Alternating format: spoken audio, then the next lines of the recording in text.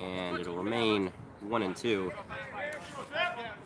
Just noticed here, there's no scoreboard here at this ballpark. Well, in that case, you're going to have to depend on That one's hit into the first base hole. It's going to be a race to the bag, and kind of an awkward play there. The second baseman ran over to cover for the first baseman who fielded that. That was Matthew Boyce, and Tyson Schmidt, who was there to cover the bag, kind of fell over it when he got there, but he did touch it nonetheless, and it would be the first out of the game.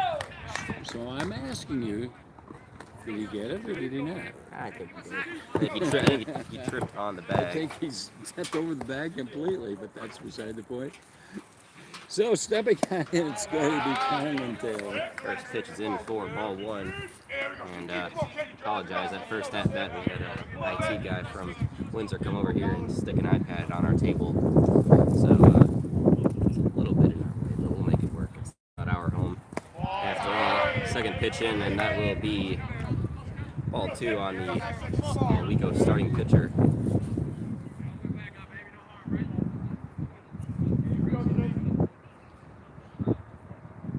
Soriano back to deal. Taking his time here. Now the pitch on the way to Taylor. That one is right down the middle. Strike one, no swing from Taylor. And it's a 2-1 count. Back into the even levels here. 2-1 on the way. That one is outside. Taylor checked his swing and he did not go, and that will be ball three. Quickly into his hitter's count now. Taylor looking to be the first base runner of the ball game.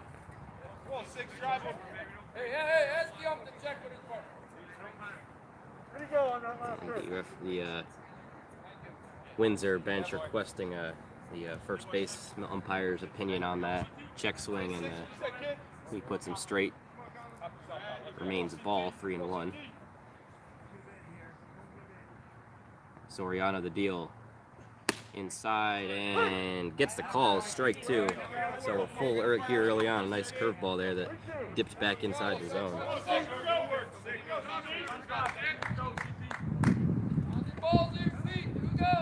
And the payoff pitch is grounded shortstop. That's a slow roller. He's going to have to beat it out. Taylor on the way, and a nice throw from the shortstop. Kristoff gets him there. And it's out number two for Alico. So 2 men up, 2 men down. Evan English comes in. He'll be stepping in, right-handed hitter. He's in a flaming bat. There's orange on the end, blue way holding out. Had a slow start on opening day, but he is so powerful, and there's a reason he's a 3-hole hitter, and he'll be sure to have some good cracks this season. 0-0 on the way, is in the dirt, and it's going to bounce right back in front of us. Almost could touch that one if the net wasn't in front of us. And it will be 1-0. The original scheduled starting pitcher tonight was Connor Kotsky, who's on deck right now. And when we got here, got our lineup cards, Taylor was set to pitch, so not sure where that adjustment came from. Nonetheless, two very talented pitchers. And that one's in for a strike again, so 1-1 now on English. Nice curveball there, just skimmed the top part of the zone before dropping in. Soriano using the strikes as well. One of the things that every coach has to consider is the next game. That one is grounded to third, far throw, and it's not going to be accurate off the bag. It's going to be an error there on that one, a worm burner there across the foul line, and then had to throw it over his shoulder. This is one of those situations where I wish we do have the scoreboard, but the scoreboard is not viewable from here. I didn't see that. See if they have I would call that an error, because a perfect throw would have made that out, so I would call that an error. Connor Kotsky up the bat, left-handed hitter. Swings and misses on the fastball on the outside corner of the zone. Strike one. English leading off at first. Right-handed pitcher Soriano is going to look him back. From the stretch now, that one is down and away. Ball 1 on Kotsky.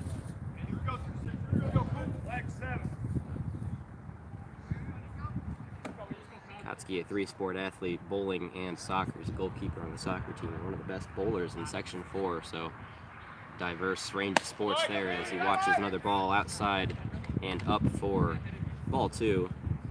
Batting in the 4-hole tonight, playing left field. And pitching next week, Wednesday, against Oneonta. The next Owego baseball game. Soriano checks back to first. English in there easily.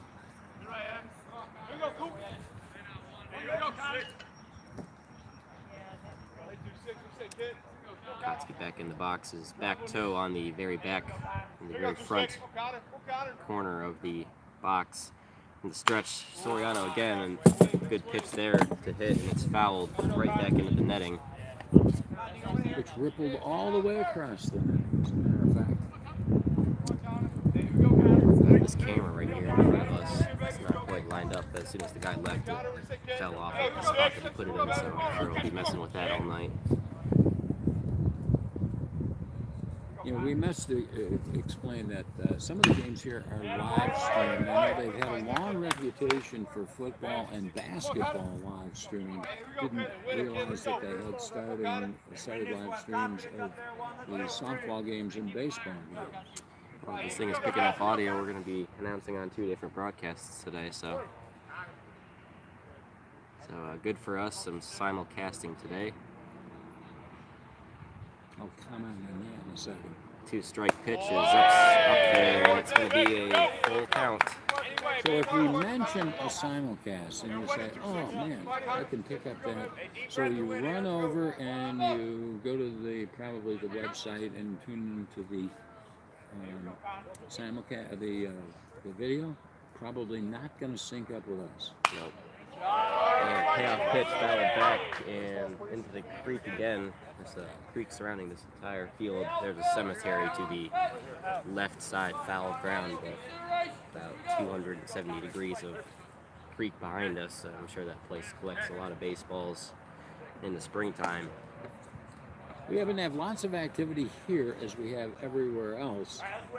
This is we'll call it the north side of the school. Baseball game, softball game going on at the south side of the school, slightly up the hill. Soriano picks back to first, and the throw is offline, and Evan English will advance to second on the missed pickoff attempt. I'm not sure if that, since it wasn't a ball in play, if you count that as an error. But it was a mistake by Soriano, the starter. And a runner now in scoring position with a 2-out payoff pitch on the way to Connor Kotsky, the left-handed batter. Soriano from the stretch. That one's up, and Kotsky will take the walk to first base. Runners on first and second now for Dylan Brace. And with that, Matt Higgins picks up the bat and will be stepping in.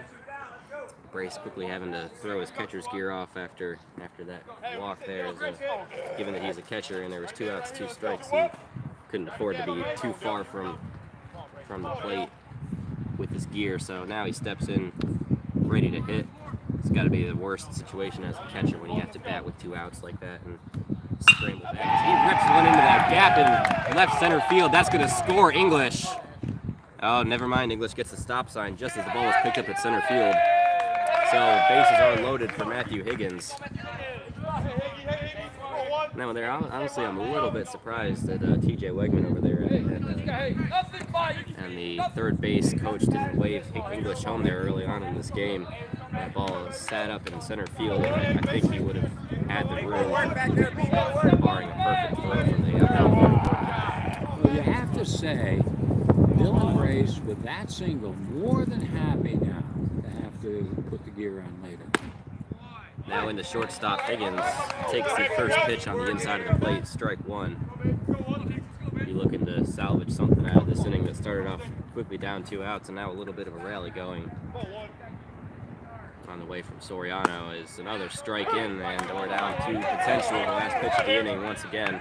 Coach Baldwin shook up his lineup a little bit. people not necessarily batting in the same position they batted in last game. 0-2 to Higgins. That one's lined in the center field. Moving over, and it is brought in there. Good catch out there by in the center. center fielder. Yep, you got to pull up. That's the one thing that I did not. It's going to be it's going to be Ashton Werner, sorry, out there in center field. Yeah, you answered the question that I was wondering about. Good play there. If that one had gotten down, that would have scored 2-3 runs at least. You always hate those sequences there as a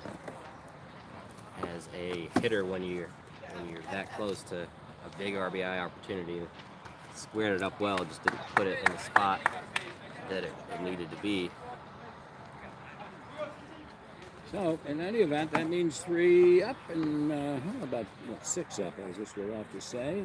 And Higgins going down on a fly out to center field.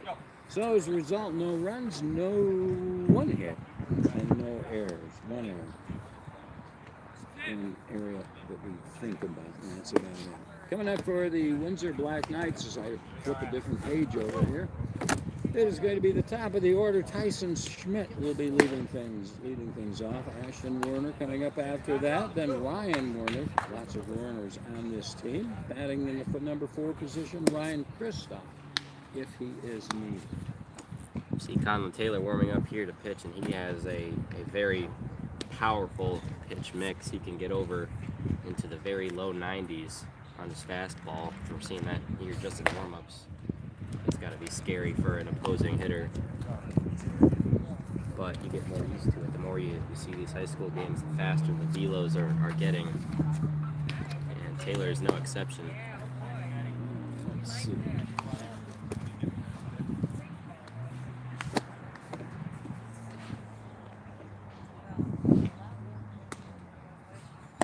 Final warm-up pitch is getting thrown here.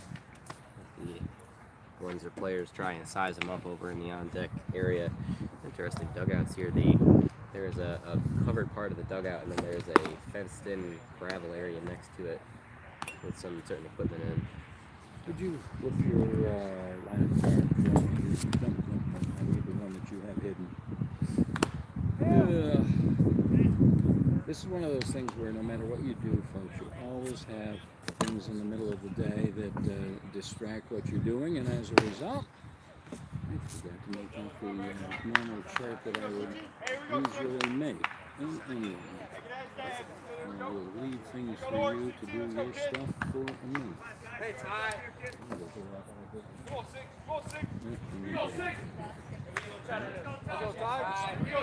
Tyson Schmidt stepping into the box for the Black Knights. Taylor to deal here. And first pitch in right down the middle for a strike. Fastball there, slightly down in the zone, and Schmidt had no attempt in it. It's strike 1. He's got a very bright pink bat, Miami themed perhaps. 0-1 from Taylor, right down there at the bottom corner of the zone. Perfect fastball, as they would say, and it's strike 2. Taylor looking to quickly take the bats here out of the Windsor hitters. The 0-2 is just off the outside of the plate. Ball 1. Set up a 1-2 count. Taylor to deal now. That one is popped up and back into the creek behind the home dugout on the right side, first base line. You got to collect baseballs in that creek. Absolutely. Still 1-2 on the way from Taylor. That one is grounded to third, and it's going to go out foul near the third base coach box. And Schmidt doing a good job of staying alive here against Taylor. 1-2 on the way. That one is inside. A curveball made Schmidt duck out of the way, but it did end up close to the plate. But the ball nonetheless saying 2-2.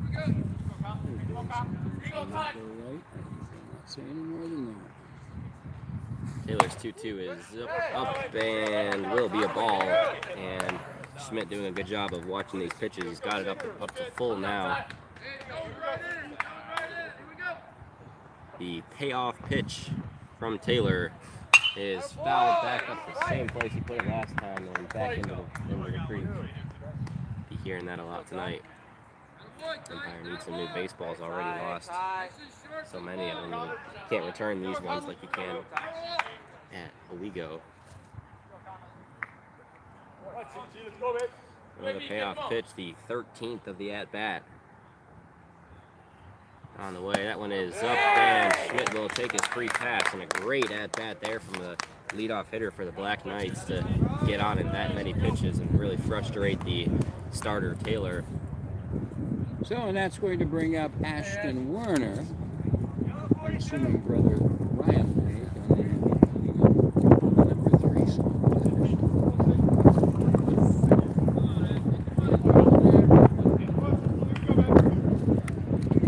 Ryan first, he's quickly looked back, and the pickoff from Taylor, not even close. Not a worry. Step back up to the mound. Get ready to deal here to the 2-hole hitter for the Black Knights. Schmidt might be looking to run here. He's got a quick fastball and a good arm behind the plate to beat. It's a bunt right back to Taylor, and Taylor will have the easy put out to first and advance the runner to second. So a quick runner in scoring position for Windsor. And that's going to be Ryan Werner on left field.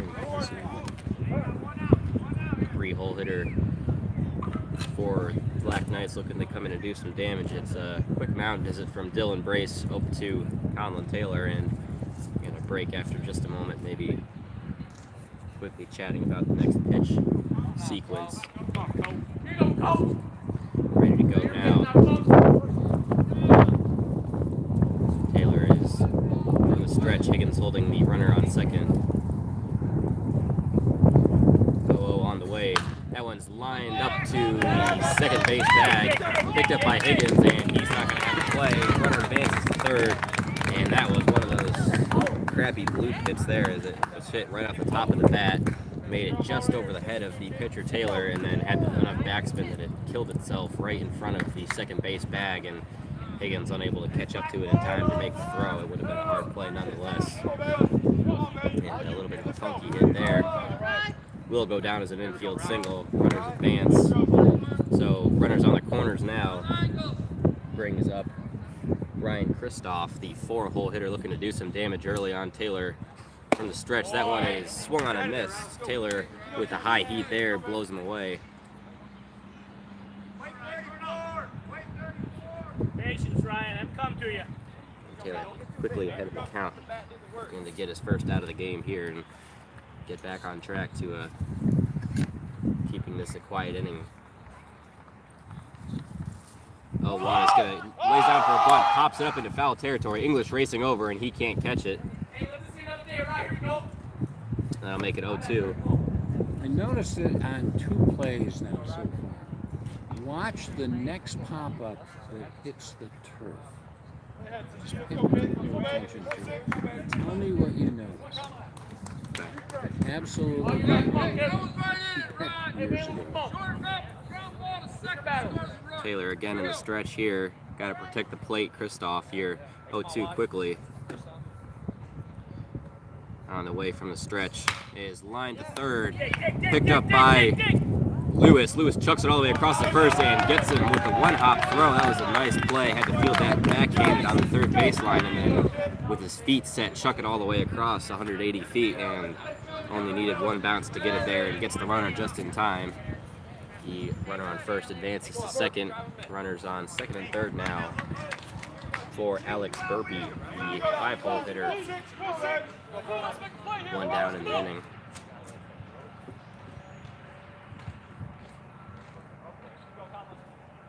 Taylor still from the stretch. Runners not being held.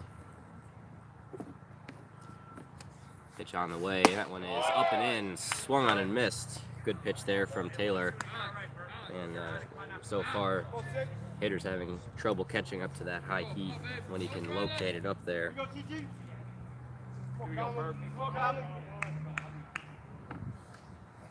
Now the 0-1 on the way. That one is up and just a bit too high. It'll be a ball. And they're 1-1. Done with your paperwork yet? This is one of those things that I go back to. I was thinking after the game, I said, what are the things that I did that helped me? And as I said to you off mic earlier, I said it's one of the situations where everybody has to come up with their own style, and the little things that work and the things that don't work, and so on and so forth. So as a result, I prepared a position chart, which helped me a great deal back when I was doing baseball, and made it. That pitch in for a strike, and the pitch before that was a curveball that just barely didn't touch the zone, and good plate discipline not to swing at it. So it's going to be 2-2 now. Taylor looking to get the second out and make it more difficult for that runner on third to score. Force Windsor to put one on the ground to bring him home. Here it is. That one is swung on and hit into left field. It's going to score one, and Warren's going to be held up there. Windsor taking a quick early lead here, 1-0. Good start for the Black Knights to rattle the ace Taylor as such. Brings up Nico Soriano, the pitcher.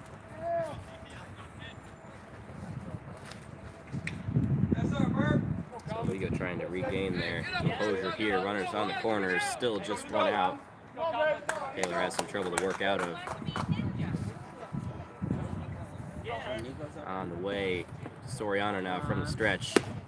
Soriano takes the first pitch, strike on the outside corner of the zone. Good placement.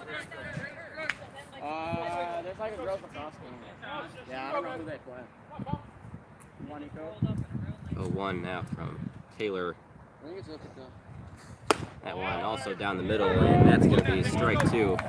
Went back to his fastball there, and it's 0-2 quickly on Soriano. So it'd be a big strikeout if Taylor can get it to limit the damage.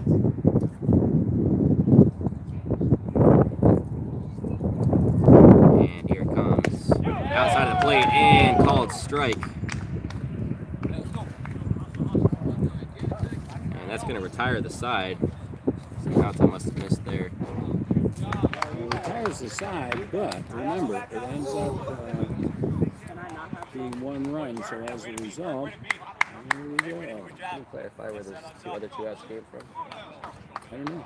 Well, one of them was a sacrifice. That was yeah. a sacrifice to move them on, so that was no problem. I did not catch the second out. Well, I had initially thought that Warner was out there. He was out there.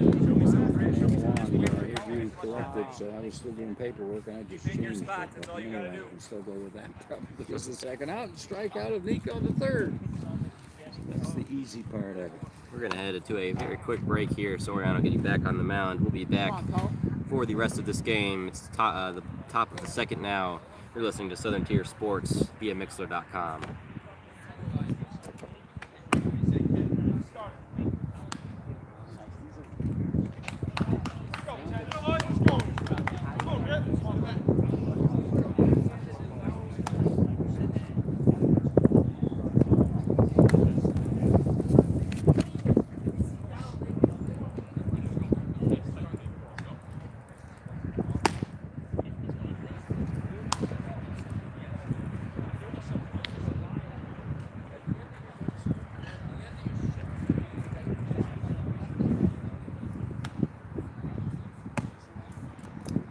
Welcome back. You're listening to Southern Tier Sports via Mixler.com. I'm Daniel Kennedy alongside Harry Graves. If you're just joining us, it's 1-0 right now. Windsor leading, getting ready to start the top of the second inning.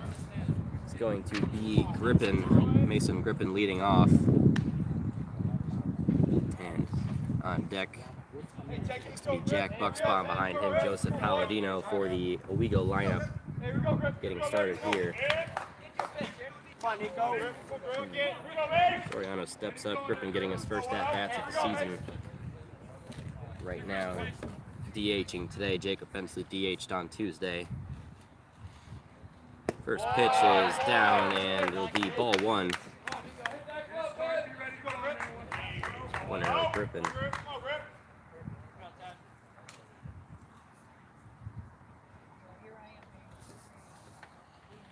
And Soriano back to work on the way. That one is going to scrape the outside of the zone. Strike one, good pitch there, good location. Looks to be a little bit of a slider type of pitch that curved just to the outside there. Grippen's DHing. DHing for whom? Noah Christ at second base.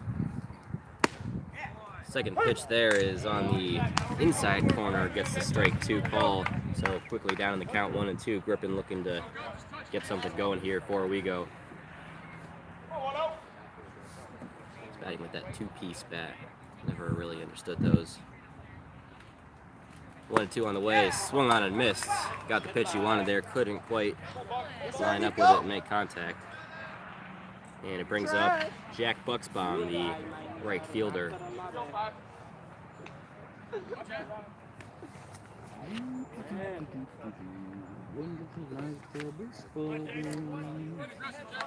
No lights here at this ballpark. Most of the high school parks don't have lights, which I think is a shame. Imagine a 7 o'clock baseball game would be much better for parents, for fans, for the players.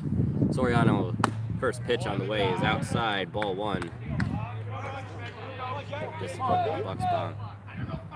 Speedy player here, likes to beat out infield singles. Saw a couple of those on Tuesday.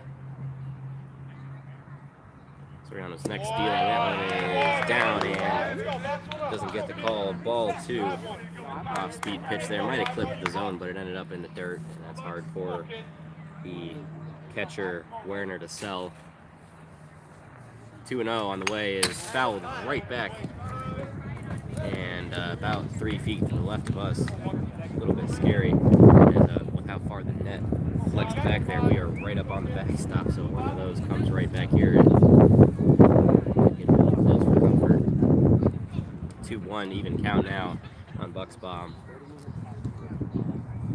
Soriano deals and swung on a nice slider there. Got Buxbaum tricked and a big hack out of him, and it'll be 2-2. Looking to protect the plate now and get back into the at-bat. That was not what you would call a vicious swing. He was just trying to protect the plate. Breaking pitch did just exactly what it was supposed to do. It's going to be very satisfying at the high school level when you can work a pitch like that inside and out of the zone. Next pitch is popped right up behind us and into the creek. You hope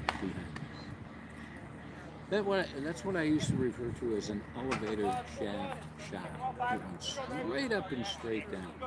Probably one of the most difficult catches for a catcher to make. Yeah. Soriano, the 2-2, and that one's in the dirt, and Buxbaum's able to work it full after being ahead 2-0 to start. Big pitch here to get a speedy runner on first. Would be a dangerous start to the inning.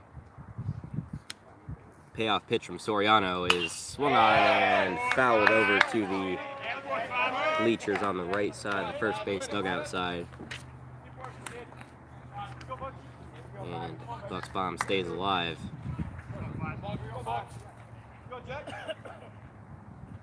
Another payoff pitch now. I say this anticipating the pitch, and then he stands there. That one is in for a strike. Found the bottom corner of the zone, and it's quickly 2 outs.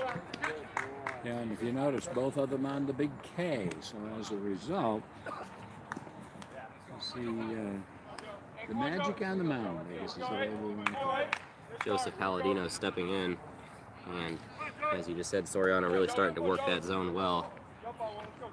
There you go, trying to get him rattled before he gets too locked in here.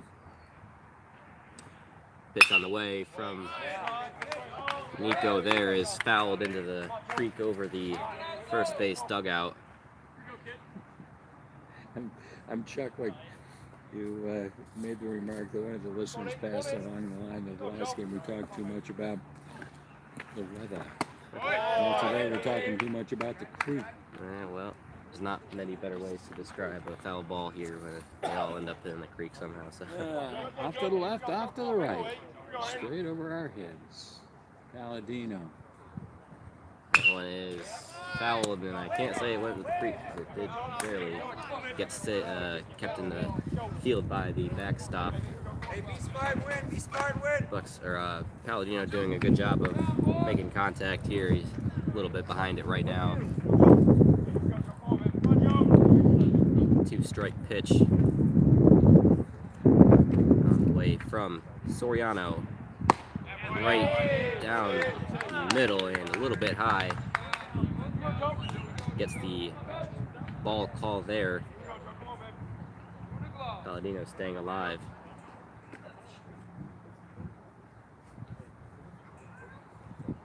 Here it comes from Soriano. Swung on and missed, and the side is retired on strikeouts. Interestingly enough, Nico ended up facing 6 batters in the first inning, only 3 in the second, so our score stays 1-0. The Windsor Black Knights up on top. That inning, no runs, no hits, no errors, 3 strikeouts, nobody left on base, and we will be going to the home half. It's going to bring up the same positions in the order, 7, 8, and 9.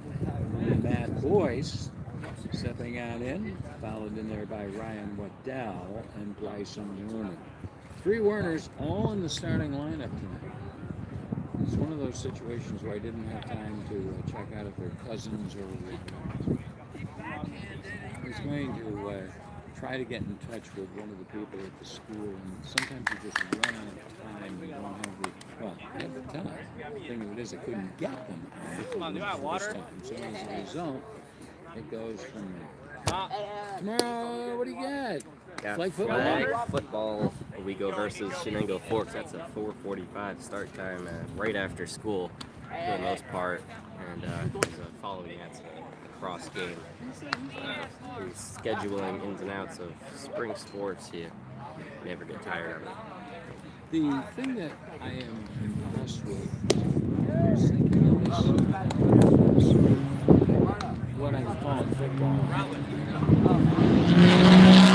When you look at the sports that are offered, lacrosse is offered, ice hockey is offered. So Windsor has a great selection of sports for the boys and an equal selection for the ladies. Because now you're getting into girls wrestling and football and so on and so forth. And it's not what it was like a generation ago. If you had a conversation with your dad and said, what were the sports that were available to you? Well, you had probably one each. I think you probably had 2 in the winter. You happened to have basketball and wrestling. But many schools didn't have soccer in the fall. Now, a lot of athletic directors revolutionizing the sports here these past couple decades. First strike was in there from Taylor, and second one, so he's quickly up 0-2. First pitch was a breaking ball that clipped the bottom corner of the zone, and second one, a fastball right down the outside of the plate. It may not be athletic directors who are doing that. You got to realize that at the if you can create a team, but if you're not going to really play, then you don't have a game. So it's a situation where you end up with the league has done some innovative things. They have gotten various sports organized, and they get 2 or 3 schools or 4 schools to get started so they can have a few games the first year. And then another school district picks it up the year after that or the second year after that. And before long, you're in a situation where you have a full-fledged league to play that game. So a bit of a pause in the action right now. The home plate umpire spotted something that he didn't particularly like about the pitcher. So now there's a conversation going on between the umpire, the pitcher, and the coach for the Eagle Free Academy. Apparently nothing major because they're not making any big changes, but it did slow things down for me. I think it was his foot placement on the bump, as that was what he was kind of gesturing to the coach as they talked for a moment. And with that being said, strike 3 there, quick 3-pitch at bat there, and Taylor trying to reassert some dominance here after a shaky first inning. So Ryan Waddell, is the man who is playing out in right field. A notable name from the Windsor basketball team as well as his pitcher, Soriano, as he swings on the first pitch. And Taylor really settling in now. That fastball in over 90 miles an hour up at the bottom of the zone. Ryan, one of the taller members of the team, standing at about 6'3". Curveball is in the dirt, pushes it to 1. On the way now from Taylor is on the outside of the plate, but it gets the strike call nonetheless. Well, you can hear the same wind in our microphones. The other night. At least it's not chilly one today. Blowing straight in our faces here. Ball down in the dirt, gonna come all the way back to the backstop. And they were making sure they kept it way outside. As I said, that wind is coming from the pitcher's mound over across home plate, where that can affect some high fly balls. That pitch is up and in. Brings it up on full count now on Waddell. Taylor getting ready. Here comes payoff pitch. Swung on and missed. Strike out there. And with that, the second strikeout in a row. Remember, now that is the third strikeout. Ended the first inning with a K. Picked up 2 here in the second inning. Now trying for 4. Oh yeah, Birdo. This could make it 6 straight strikeouts across both teams if Taylor can get it. Off-speed pitch right down Broadway. No swing and strike 1.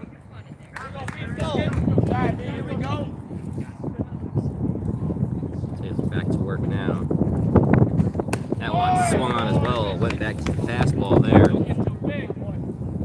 And Waddell couldn't catch it, or Warner couldn't catch up to it. Could be down 0-2. On the way. That one swung on and missed. Went right back to that elevated fastball. And he strikes out the side. So follows the pitcher in the previous inning. We are gonna jump to a quick break here. We'll be back to break down the Owego half of the order here at the top of the third. You're listening to Southern Tier Sports via Mixler.com.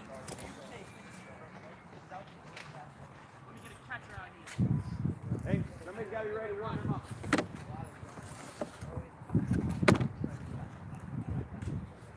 You may want this because you don't necessarily know the person in the field. I know for Owego, but for them I don't. Right, that's why I'm saying you may very well want to use that.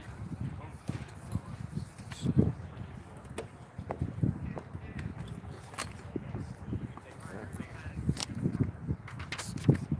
It's okay if you have it there. I can read it from where you're sitting.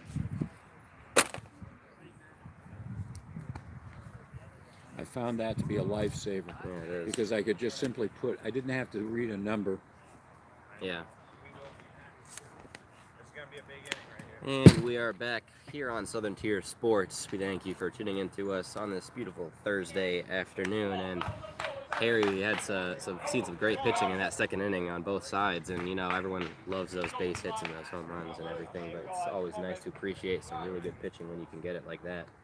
Every single manager, every single coach realizes that once you get the pitcher to settle down into their norm, into their groove, if it be that, then you're going to be past the first inning jitters. Remember, this is only the second and third games of the season, depending on which team this happens to be. And for probably both of these pitchers, I don't know what they did previously, it's probably their first pitching appearance of the season. Yeah, it is for Taylor. Soriano, I imagine, in the third game of the season, he's the third starter. Is wearing a ski mask, which is a little bit strange given the weather. Not necessarily. I saw neck warmers the other day. Now, granted, it is warm today, but so be it, so be it, so be it. Lewis steps in for Owego, top of the order, and he lines one to third base and can't be fielded by Kristoff, and that will be a runner on base. That's gonna be, yeah, it was. When you hit it that hard and knock it down, It is not going to go from Those ropes to third. Kristoff had to dive to his right and bounced off the inside of his glove and behind him. Kept it in the infield. Kept it to a single for the speedy Lewis. We'll see him on the move most likely here. From the stretch, Soriano keeps him at first. And can't speak too loud. Don't want to tip off the catcher that's about 10 feet away from us. I'm certain he's listening to every word. Taylor up to bat now. First pitch was in for a ball. Now Soriano's gonna step off and fake a throw back to send Lewis diving into the turf. You know, we talked about the we'll call it the ski mask, the neck one, or whatever you want to refer to it as. Taylor fouls that one back to the right side. And you notice this particularly in the close-up sports, where you can see the people, and everybody has their own little thing that they want to have. We used to joke back in the old days that some people wouldn't wash their socks until the end of the season, and they got to the point where they would stand up by themselves.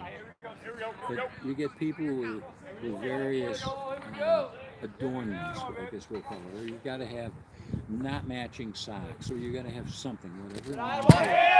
Soriano is pitching the dirt, and Lewis will jog over a second.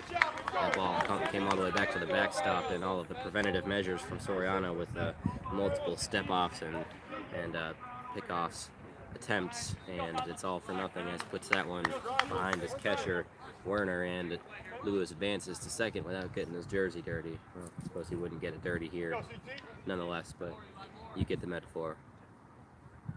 On the way to Taylor, that one's also in the dirt. Waddell does a good job. Werner does a good job of getting in front of it, keeping it from advancing. Lewis again.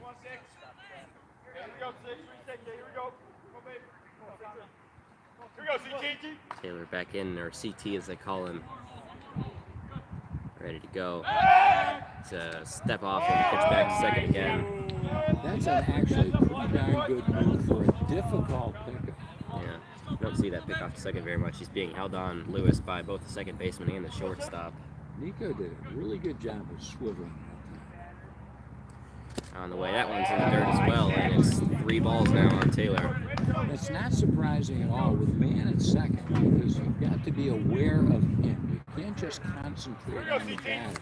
So falling behind in the count, you don't like to see it, but it's certainly understandable. On the way to Taylor, that one is hit into right field. That might get over his head. Good play in the outfield, but it will advance Lewis easily on the sacrifice fly. Lewis will stand on third base with 1 out for Evan English. Good play there from Ryan Waddell as that one was spinning and spinning and spinning, and he was able to find his way underneath it and make the play out there, maybe 10 or 15 feet in front of the fence. Evan English steps on in. You gave him an error for reaching last time, so as a result, he's looking for his first hit of the day. 0-0 coming now. That one is outside. Hit the very back of the lefty batter's box. Off-speed pitch there, didn't stay up the way you would have hoped. Lewis leading off the third, looking to tie the game up. English watches another one off the outside of the plate. Ball 2. You don't want to be getting ahead on a hitter like English. You don't want to have to throw him one that he can get behind. And that first at bat, he hit one softly to the third baseman and forced a difficult throw. He watches another one, it's 3-0. Breaking pitch, low and away. Soriano had a dominant second inning. He's had a little bit of issues locating here early on in this third inning. Still just 1 out, no strikeouts yet. And 3-0 on English. Here it comes. That one he puts right down the middle. English with the typical 3-0 no swing sign. He's gonna let it go, and then he'll step back in 3-1. You know, I just noticed something. It's going to be difficult for people to watch this game. That one's in for strike 3-2. Why do you say that? Because all of a sudden I'm realizing that we're moving the table. As you're bouncing your leg, I can feel the table moving, and I'm thinking to myself that camera, they've set it up with a laptop. Ball in the dirt. Jittering. Ball in the dirt. Ball 4. English walks to first, and well, you know what? If they're that upset about it, they can come and listen to us. Or come to the No, game. I'm sure they can hear. I'm sure they can hear us on there anyway. That's one of the things that I preach all the time when doing football and basketball games. We always say the best seat is the one that you're sitting in the house. So get to the gym, get to the football field or the soccer field or whatever. That's the way to see a game. Don't forget the baseball. Connor Kotsky steps in, left-handed batter, watches ball down low for ball 1. Runners on the corner, 1 out. English not so much of a speed threat at first. Still might look to advance, and they are less aggressive on that pickoff when there's a runner at third. Kotsky fouls one straight back, a little bit to the left, a bit late on it. Makes it for a 1-1 count. See Kotsky so tall, he's standing there at about 6'5", his pant legs still reach all the way down to his cleats. Kotsky steps back in, runner on first and third. Watches ball outside, makes it 2-1. Good take there. Was the kind of pitch you get a lefty swinging on with usually.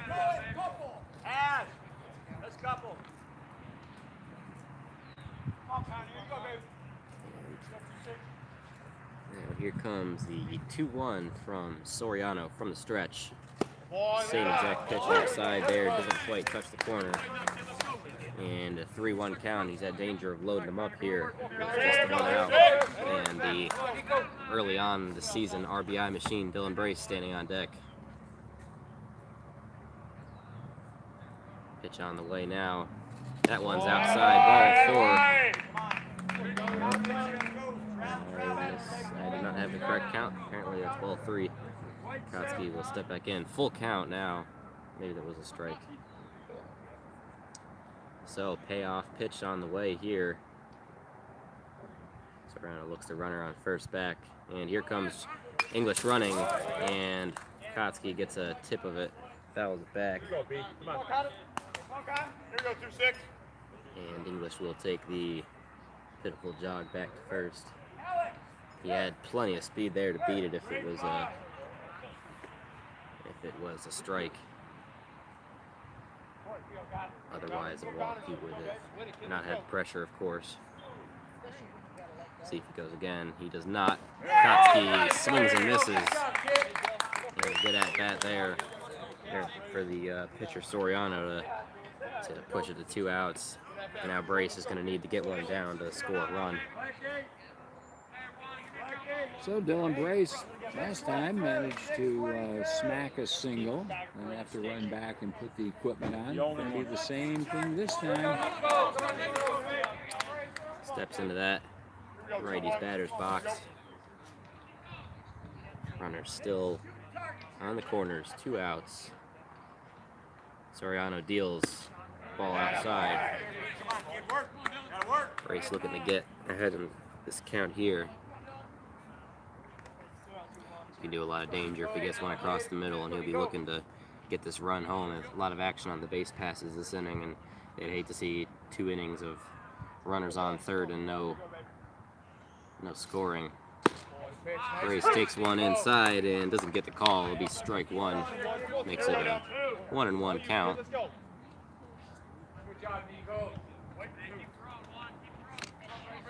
Brace wearing the number 21 tonight. Steps in on the way, watches another one outside. Ball number 2. Makes it 2-1. Even count. Time to get a swing now, you'd say, for Brace. On the way, and that one fouled straight back in front of us. Into the net. Good cut there, just barely underneath it. Actually, kind of did a little bit. Yeah, if you'll do that, that is, all of a sudden I realized that I was down to like 15% of my cell phone, and I'm saying to myself, oh, I gotta reach over and plug that in. Make sure you don't unplug anything that's necessary.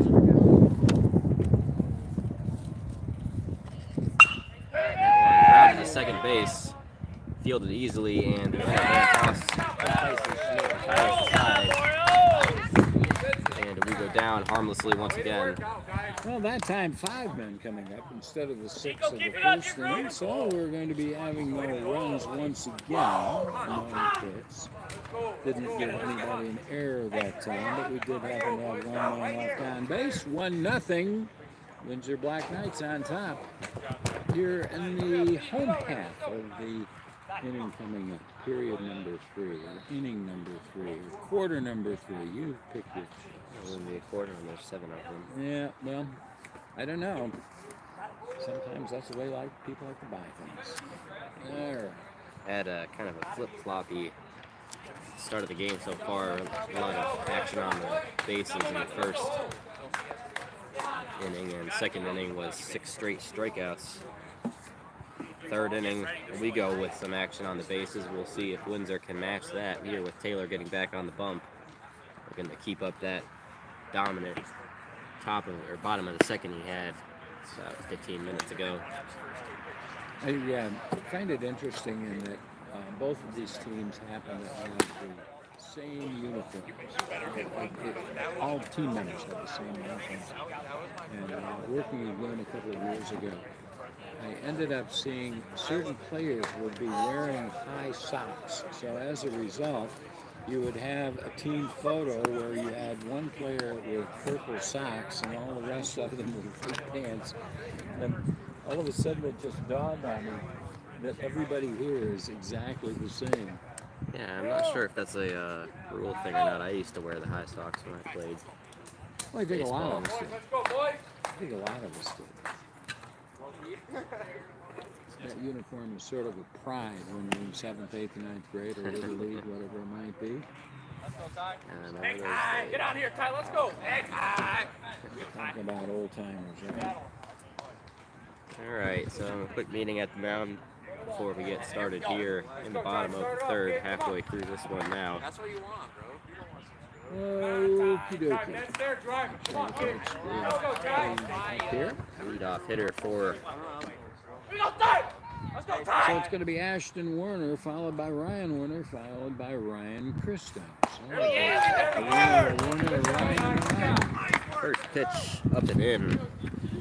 At a 90-mile-an-hour fastball, not fun to have to get out of the way of, I'm sure. Brushing off the plate a little bit. And here comes the 1-0 from Taylor. Nice breaking ball, drops right in the middle of the zone. Pitch there to bring it back to 1-1 count. And back to work, Taylor. 1-1 is another off-speed pitch that worked inside a little bit. Came back at the last second, but not enough to get the umpire's call. So we happen to have everybody with an aluminum bat.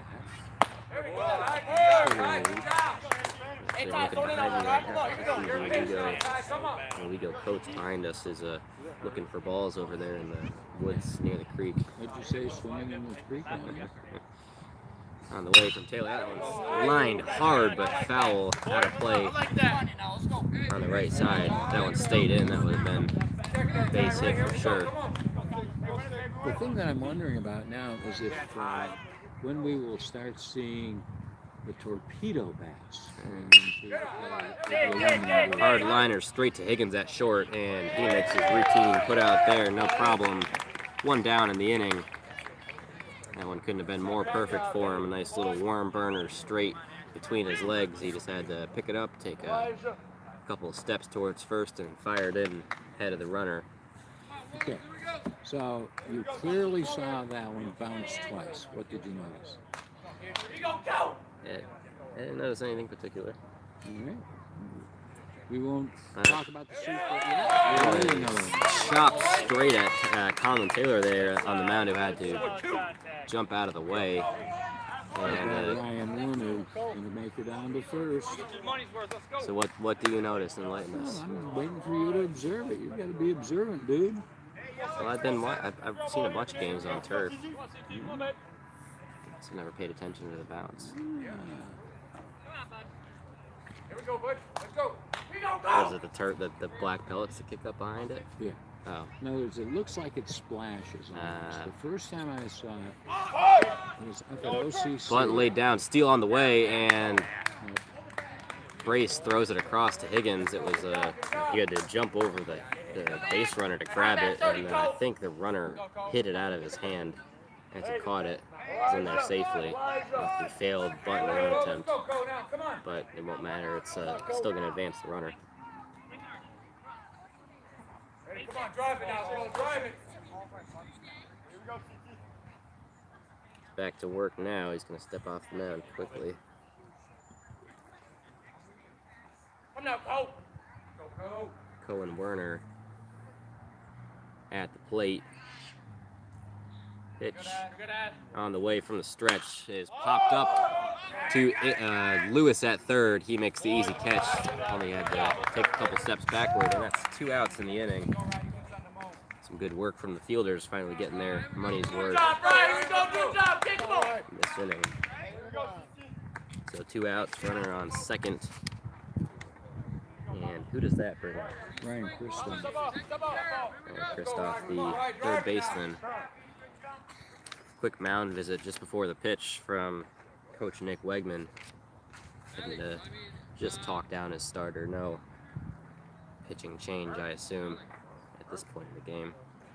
Might be talking some strategy as the entire infield comes in.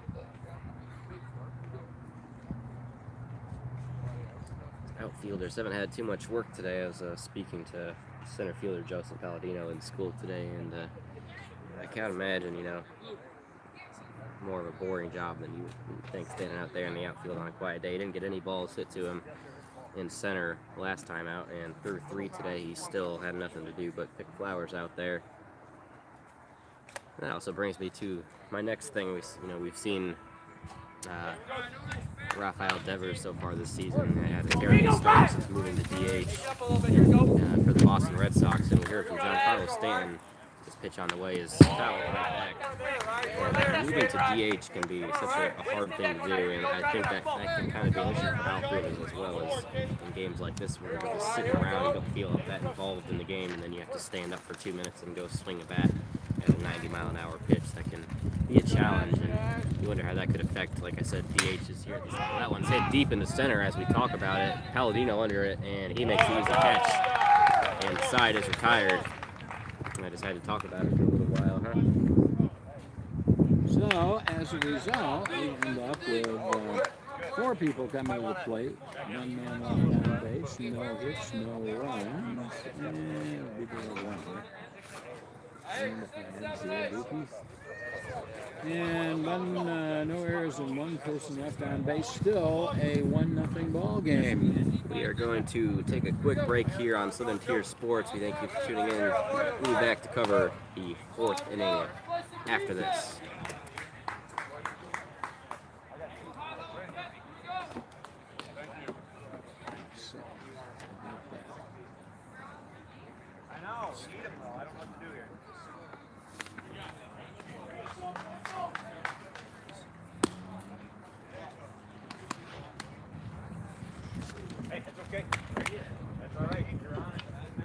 So what do you see? Higgins, Griffin, Buxbaum, and Palladino? Yep. Okay.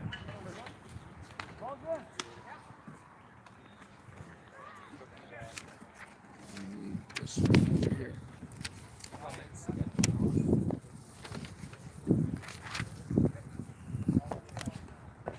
Hey, let's go. 1, okay?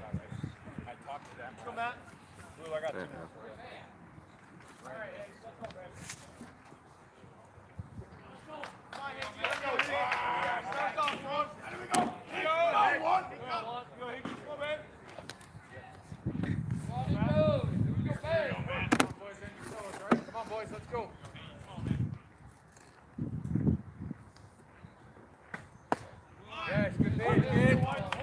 And welcome back to Southern Tier Sports, Mixler.com.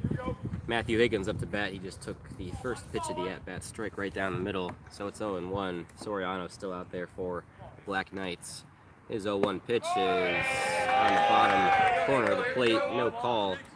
Ball 1 on Matthew Higgins. So yeah, Higgins, Griffin, and Bucksbaum due up for a Owego this inning. And the 1-1 now.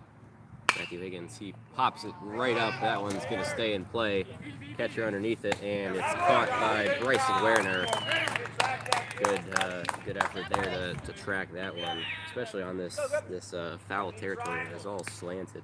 Close to get to the fence, he had to navigate the terrain there to bring that one in. Those straight pop-ups are always tricky. When they laid down this turf, they did a very good job because they leveled a whole lot of it. And when you look, as soon as you get by the turf, the side, then it begins to slow down toward the road. In both the right field and left field.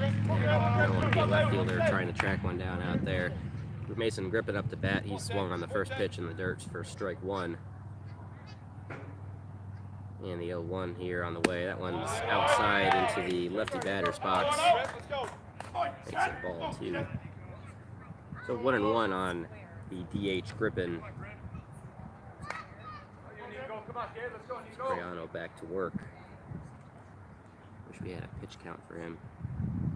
That's a bit above our pay grade. Swung on and missed. He was almost there, just a bit on top of it. A nice curveball there. Jumped down at the last second.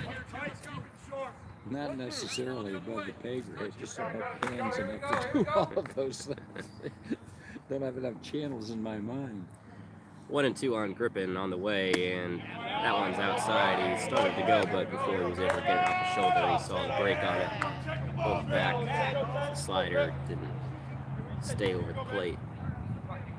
2-2 from Soriano. And that one's down and hit to third. Griffin trying to beat it out. Hard throw from Kristoff, who's right on the money. He's been excellent over there so far. In the deep hole. Able to get that out there, and it brings up Jack Bucksbaum, looking to keep the inning from being a 1-2-3 disappointment. Yep, 2 up, 2 down. Jack comes to the plate. Good contact with Griffin there. Couldn't quite get a hold of it, but Soriano's been difficult to touch tonight. He's mostly had issues with walks more than he has contact. Bucksbaum takes ball 1 on the outside of the plate. Think of the guys who are in the bench, the guys who aren't starting. Think of them for a second. Thinking of him. On the way. Ignore them. That one. Come on. That came toward me, not toward you. That one was a foul tipped. It bounced off the catcher's shoulder and came right back towards us. The reason I said think of him is I look off into the Windsor dugout. The chap sitting here juggling, literally juggling the baseballs. Oh, yeah, and I'm thinking to myself, yeah, you can be bored, but you got to find something to do. Yeah. Increase skills that I might not have. Bucksbaum back up now. And that one, another slider on the outside that doesn't quite stay over the plate.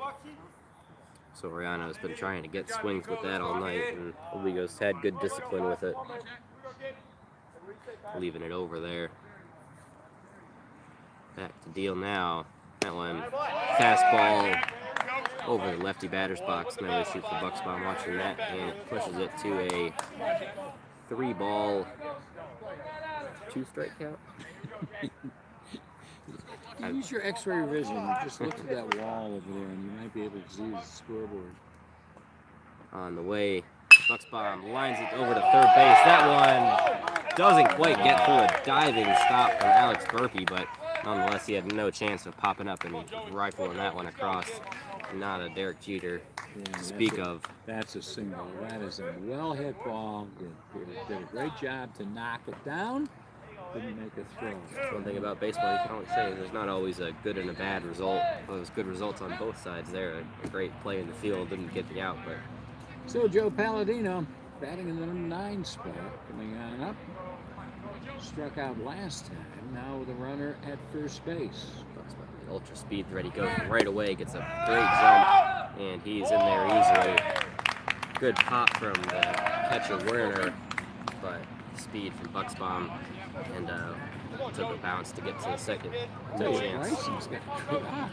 Yeah, he's like talking poorly, but he is an improvement over the SV thrower. But that was not his fault. That was When you had a great jump that Bucksbaum got, Warner did a really fine job of getting that ball in.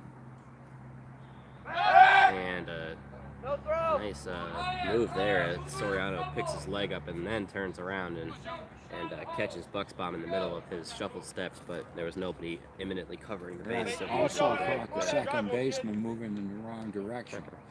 yeah, it might have been what saved Bucksbaum there. Is able to scramble back from the stretch on the way. That one's in the dirt in the lefty batter's box once again, and that's a ball. I'll tell you, I think Windsor's got really, they can be high on Nico deservedly. I've been impressed with what I've seen him so far. He's got good moves. And that pitch right down the middle, no swing from Palladino, strike in there. All he has to do is catch that outside corner, and Palladino looking all the way. And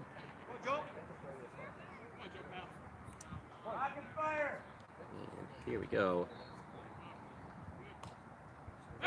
Picking back, and that one should have got him, but Bucksbaum scrambles back. That was a situation where Soriano threw it high, and as a result, the shortstop coming in behind the man had to reach up instead of being able to swing that glove down and make the tag. Yeah, the throw had him beat by a step or two. It was a split second. There we go, Nico. There we go. Another strike in there on Palladino. He's quickly up to 2 strikes. 2-2 count now. That's 1-2 count. A lot of pickoffs, and this at bat's made it feel very long. On the way, and that one swung out and missed off-speed pitch. Not quite able to catch up to it. Gonna be another strikeout, and not a 1-2-3 inning, but a scoreless inning none to say no. So no runs on 1 hit that time. No errors, 1 left on base. Still a 1-0 ball game. One team up on top, 1-0. They got that in the top of the first inning, and they've been sitting on it ever since. Bottom of the first inning.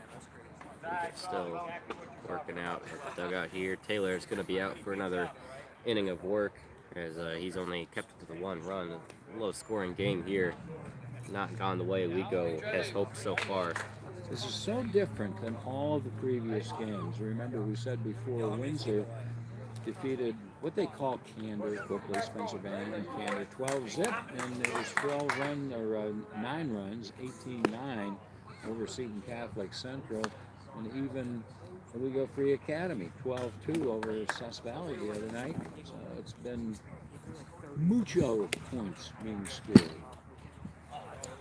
Taylor's still getting ready out there. Who do we got coming up for Windsor? Make a move, think here. For the Windsor Black Knights, it's going to be Alex Burpee leading off in the bottom of the 4th inning. We've got to figure out who's coming up here. Along with Nico, and then Matt Boyce, the catcher, or excuse me, the first baseman. So it's going to be the numbers 5, 6, 7 men in the Trying to do some damage here, as we said, it's been a slow day in the batter's box. Throw down for Brace on his knees at the end of the warm-ups was a nice throw. Brace still looking to get a chance to use that arm behind the plate. He had 1 steal attempt that he wasn't quite able to get the throw in time. Well, this game moving along certainly faster than the ones we've seen earlier, where there were so many interruptions. I think those interruptions are called runs. Yeah, it's no 1, 2, 3 innings. On the way from Taylor, the 0-0 is outside. And taken for strike 1 from Burpee, the shortstop today.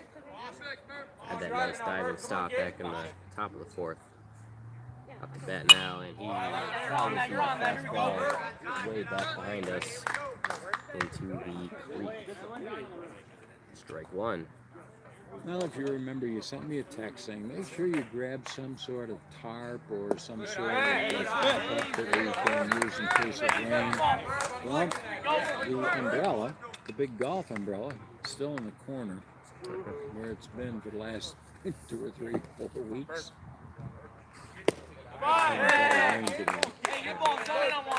So, you know New York weather. It's raining this morning, and if it rains at all this morning, it means it's going to any time of the day. So we're praying that it holds off for us here in a very vulnerable spot. Liner hits straight back and off the ankle of Conlon Taylor. It bounces over off of Taylor's ankle and straight to Noah Christ, who gets a nice put out there to English and gets the out. Taylor looks to be all right, no limp, but he's going to get a mound visit from his coach Wegman and the rest of the infield to give him a moment to collect himself and make sure he's all right to continue. That's one of those things where you want to say to yell out to one of your players and say, tie your shoe. Give me 30 seconds to walk this thing. Luckily, that one off his right foot, not his plant foot. And he'll be all right to continue. They might give him a couple of warm-up pitches. I don't know. You didn't come up to Norwich, but Norwich has a gentleman who's a great fan. He said, go purple, and he gets to go to start the game, and it goes forever. And one of the things that they did is they came in, and he set it up. But he said, okay, when you guys get out there and I start my go, then you go ahead and tie your shoe. So all 5 players kneel down to tie their shoe and extend his go. Wow. He's got great lung control, trust me. In any event, talking about control, the control's on the mound. Soriano fouls that one straight back into the net. It actually came back towards the batter's box. And that's the issue with having a backstop net as tight as that. Is that one could have come back and hit one of the bodies. So Nico managing to get wood on that aluminum on the ball. Next pitch outside for a ball. And Soriano down on strikes his first time up. Looking to right that here this time. Pitch on the way, outside, and in the dirt. No dice on that one. For Taylor, he's got one out in the inning so far.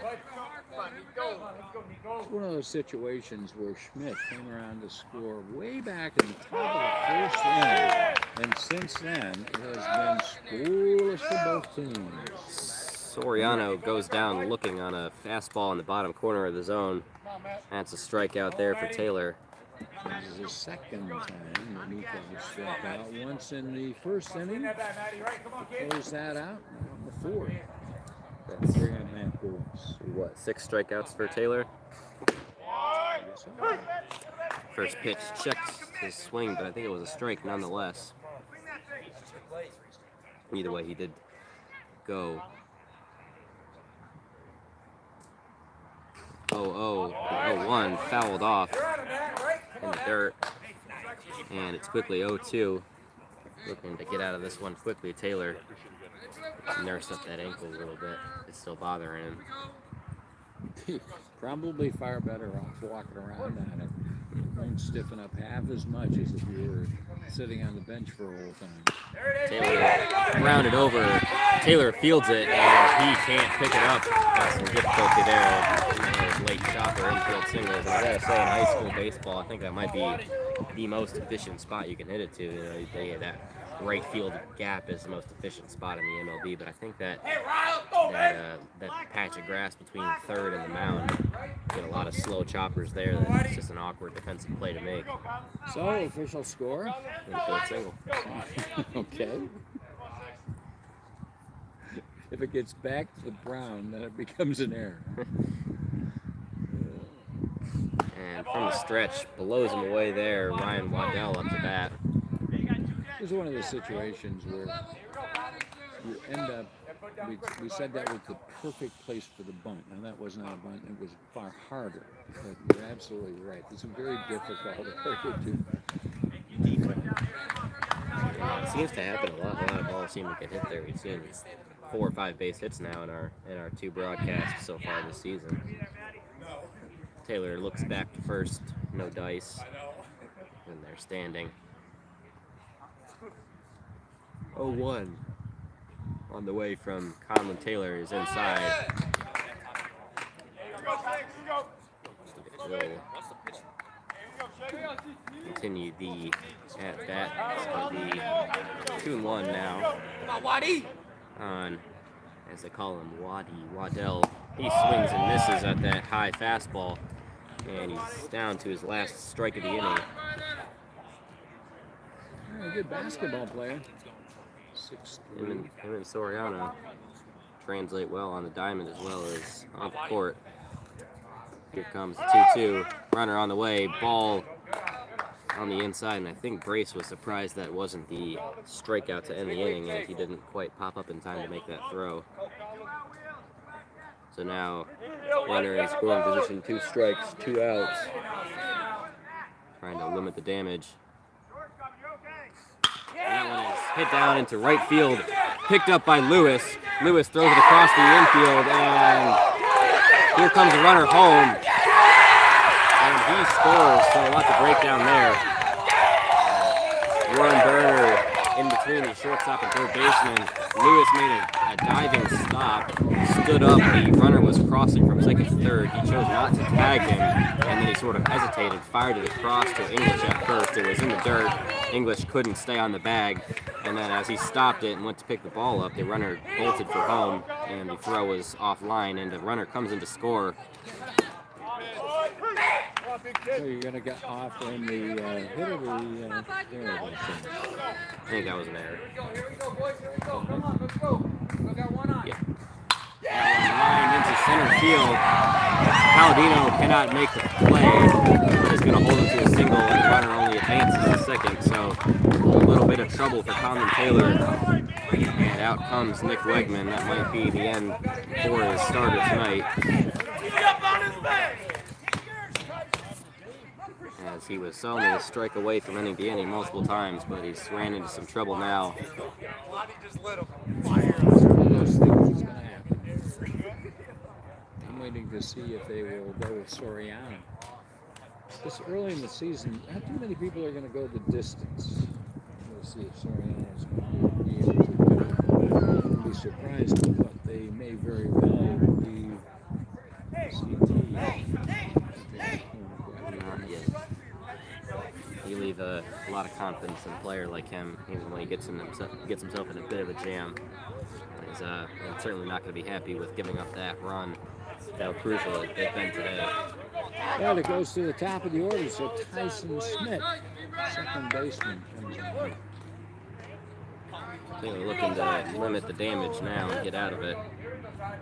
On the way, that one is inside for a strike. Nice breaking ball, looks too good to be true, and no swing from Schmidt. 0-1 on the way. That one is fouled back, and it's quickly 0-2. Yeah, Tyson fouls out. Could be a big strikeout for Taylor to calm down the Windsor bench a little bit. He's really gotten into this one now after those back-to-back hits.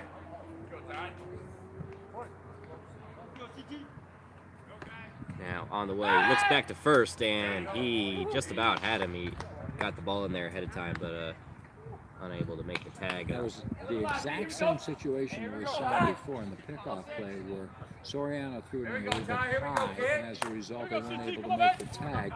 In this case, it went to first base, but also a little bit high, unable to make the tag. 0-2 now in the dirt. Brace gets his chest in front of it. No runner advance. And 1-2. I don't think Taylor needs to worry about these runners now with nobody holding on now. He's just getting solely focused on the batter 90 feet from him and getting this strikeout. On the way, swung foul back behind the first base dugout. Lucky that one was mistimed. That could have been a deep shot into the outfield. Still 1-2. So the Black Knights looking to win 3 in a row now. They're 2-0 coming into this ballgame. That one swung on and missed, drops it. Brace picks it up and tags him out before he gets a chance to get out of the batter's box. And that will retire the side. So 1 run coming in with actually 3 men. Somebody pick up Bryson. Somebody pick up Bryson. In any event, we will say 1 round, which makes it now a 2-0 Go, get out there.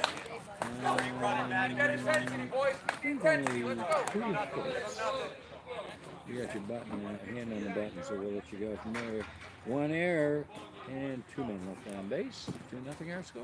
We will take a quick break here. You're listening to Southern Tier Sports via Mixler.com.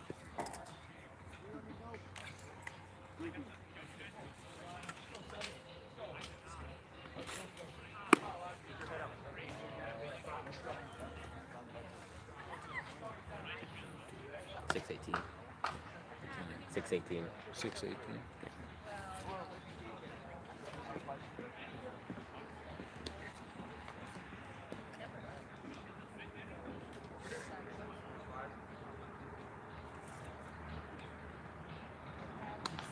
Top of the order.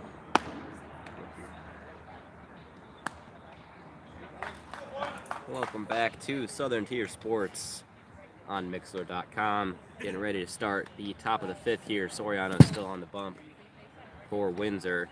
And who do we got up for the Riverhawks? So Riverhawks. Going to go to the top of the order. Remember, it was Joe Palladino. Went down on strikes last time, so it's going to be Lewis, Taylor, English. Talk about how they've done in their first 2 plate appearances. Well, you'll notice I am the eternal optimist. I always try to give 4 players coming in. Unfortunately, not very good. Lewis grounded out to the pitcher, if you remember, and the second baseman came over to cover on the opening play. And then after that, it was CT going down 6-3. Error allowed Evan English to get on base. Skotsky got on the base on balls. Things look good for a week-go. And back underway now. Ball in the dirt for Elijah Lewis. Starts him off 1-0 ahead in the count early.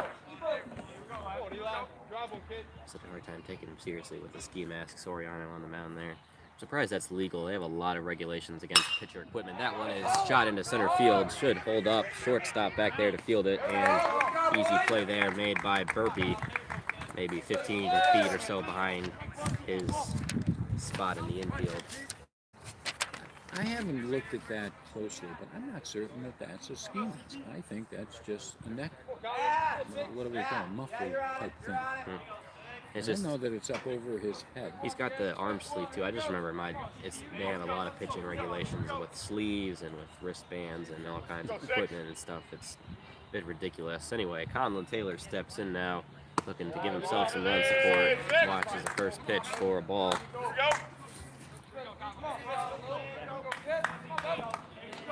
Beautiful day at the ballpark. Well, the thing that I found interesting is I was looking at the moving map. Everybody likes to have their own, they have their own thing, their own favorite weatherman, etc., etc. And as I was looking at the animation, it looked like it was in clear late in the day. Now, coming up 7, 8 o'clock, it's going to start raining again. We'll hope we can get out of here before that happens. Taylor shoots one into the left center field gap on his horse, and in time to make the catch is Ashton Werner. That one back near the fence. Well, you get wood on it, but as long as you're hitting it right at somebody, there's no damage done. Evan English, first baseman, going to come on up and see what he can do. Starting to see Rigo hitters being able to square up some of these pitches from Soriano, and eventually they'll start falling if they can hit him in the right place. English up now. Soriano back to work. Swung on and missed. A nice slider there that got out of the zone at the last second. I find it interesting to watch Soriano throughout the year. I'm irritated as the dickens because there's no one central place to find out things about baseball. You get good write-ups out in the West, but you don't get anything in the East, so on and so forth. So I'm able to follow him in that sense. Not unimpressed so far. There with Soriano first pitch, or next pitch in the dirt. Push the count to 1-1.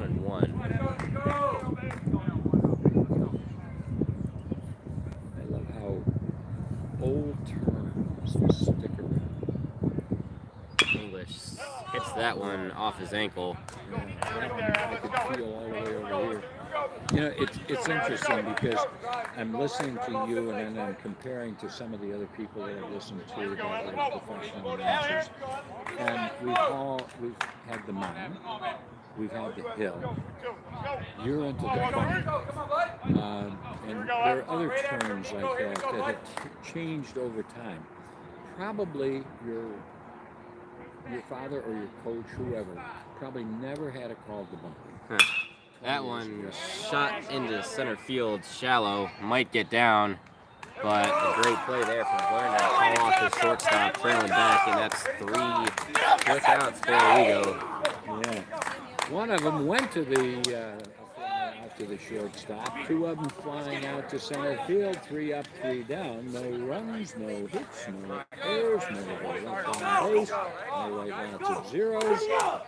But the score is still 2-0. You see trotting back out there, Conlon Taylor to the hill, and it's Good move, man. It's starting to get to the point now where the bats are going to be getting a little bit desperate for Ligo here, and it's not common that they're left off the score sheet like this. Certainly was not what I was expecting on my way over here to Windsor today. It was funny because what prompted me to say the bump is that now when we have a runner sliding in or a pitch that goes down into the turf, we still say the dirt. It's down in the dirt, but there's no dirt there. So it's just one of those things that I'm just laughing at how changes come in, and it's great. I love it. Thank God we've got more and more turf fields because the just care of the field is so much easier. You would have an playable surface if it was still dirt out there and you had had rain an hour or 2 before the game and it could have cleared, but it's wet field. So important. These drain so much better. Sydney was a very interesting one because they have just enough I always refer to it as high quality clay in their soil. And if you got a rainy, particularly up on the football field, if you got a rainy football field for the first game of the season, it was ruined for the whole rest of the season. They needed turf. Boy, they really needed dirt. Other schools, I'm not certain they need the turf, but boy, they did. It is an upstate New York thing, down south. A lot more schools sticking with natural fields, but here you can never predict the weather, and it's nice to have a diverse field like this. So up to bat, leading off the inning, is Ashton Werner, who's been the big name in the outfield last inning. Here we go, He is at a 1-1 count now. And thank you for tuning in here on Southern Tier Sports on Mixler.com. If you're just joining us, 2-0 right now in the bottom of the 5th. Windsor leading. That one's grounded to shortstop. Higgins with a nice, easy put out for the first out of the inning. 1 up, 1 down. And that brings up Cohen's. I had Ryan written in before.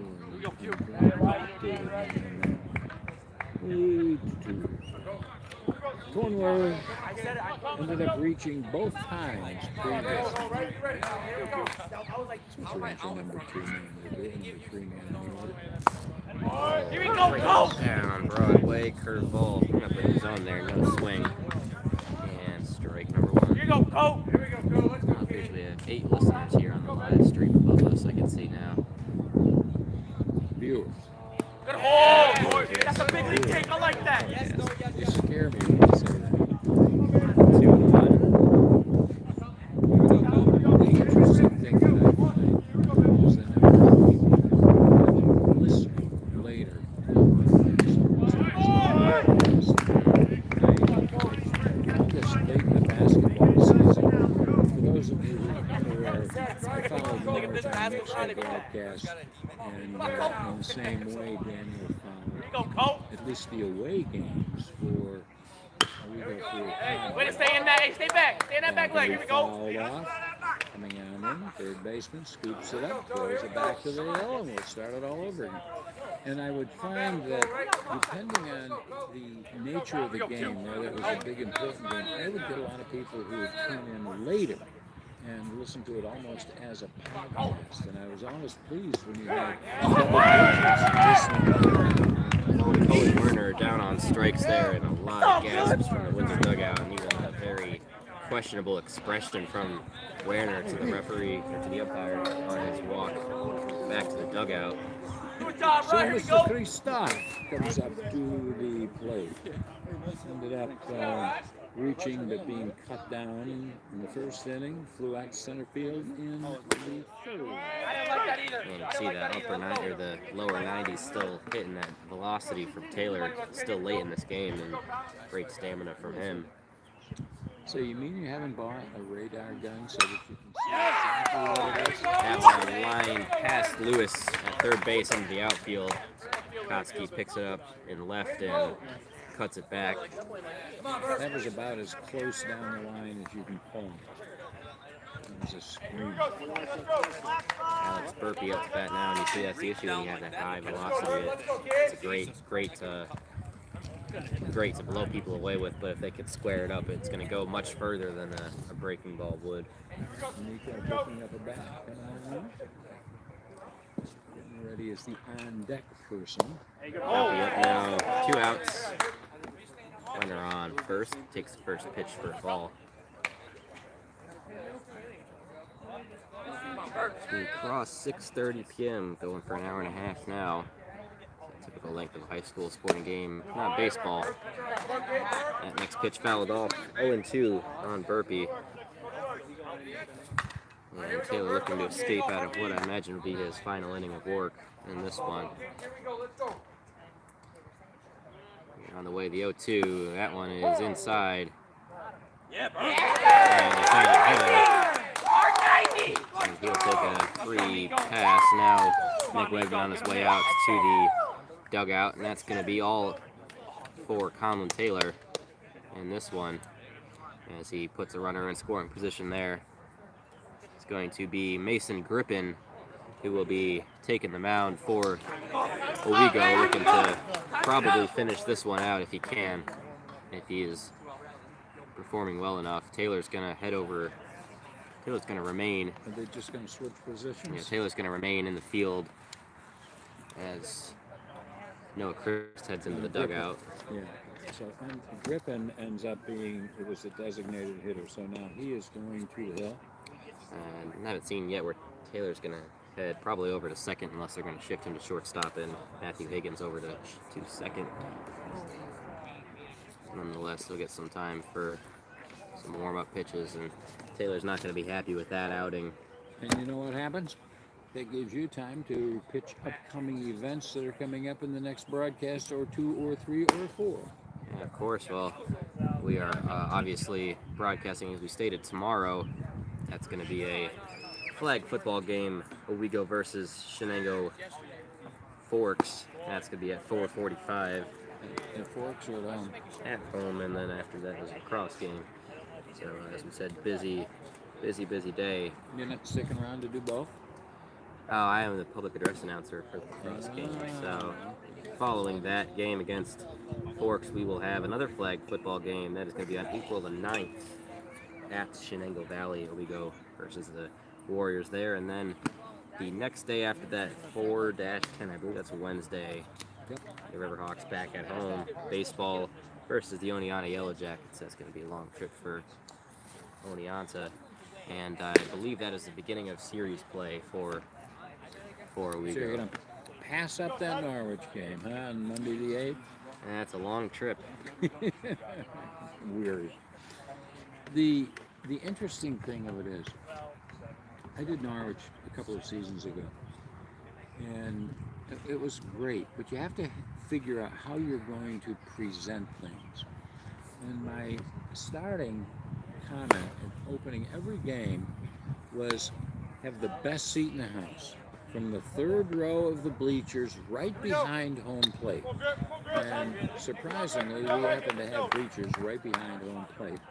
And even here, it was not bad because I'm basically in the same position. I wasn't in the bleachers. And so many schools that we went to down at Sus Valley, set of bleachers, at the third row, was right behind home plate. And it just worked. I don't know, it was pure dumb luck. I wrote the intro for Norwich, but it seemed to be good for everywhere. Back in action. That one, first pitch off of Griffin, is shot over into right field and goes foul. And a nice play in the outfield. Jack Bucksbaum getting all the way over into foul territory to end the inning. So one pitch is all took from Griffin. And it looks to me, trying to figure this out, I believe that the defensive rotation was Taylor to third base, and then everyone rebuilt. It was Nico. It was Nico who made the hit.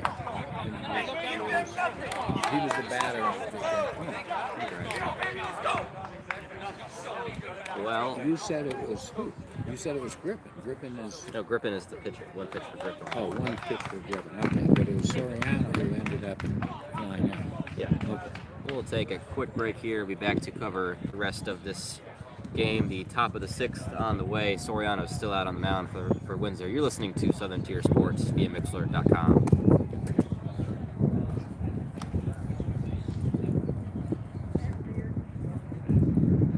So they're going to keep him in. He'll probably try and go the whole way if he can until he starts giving up hits.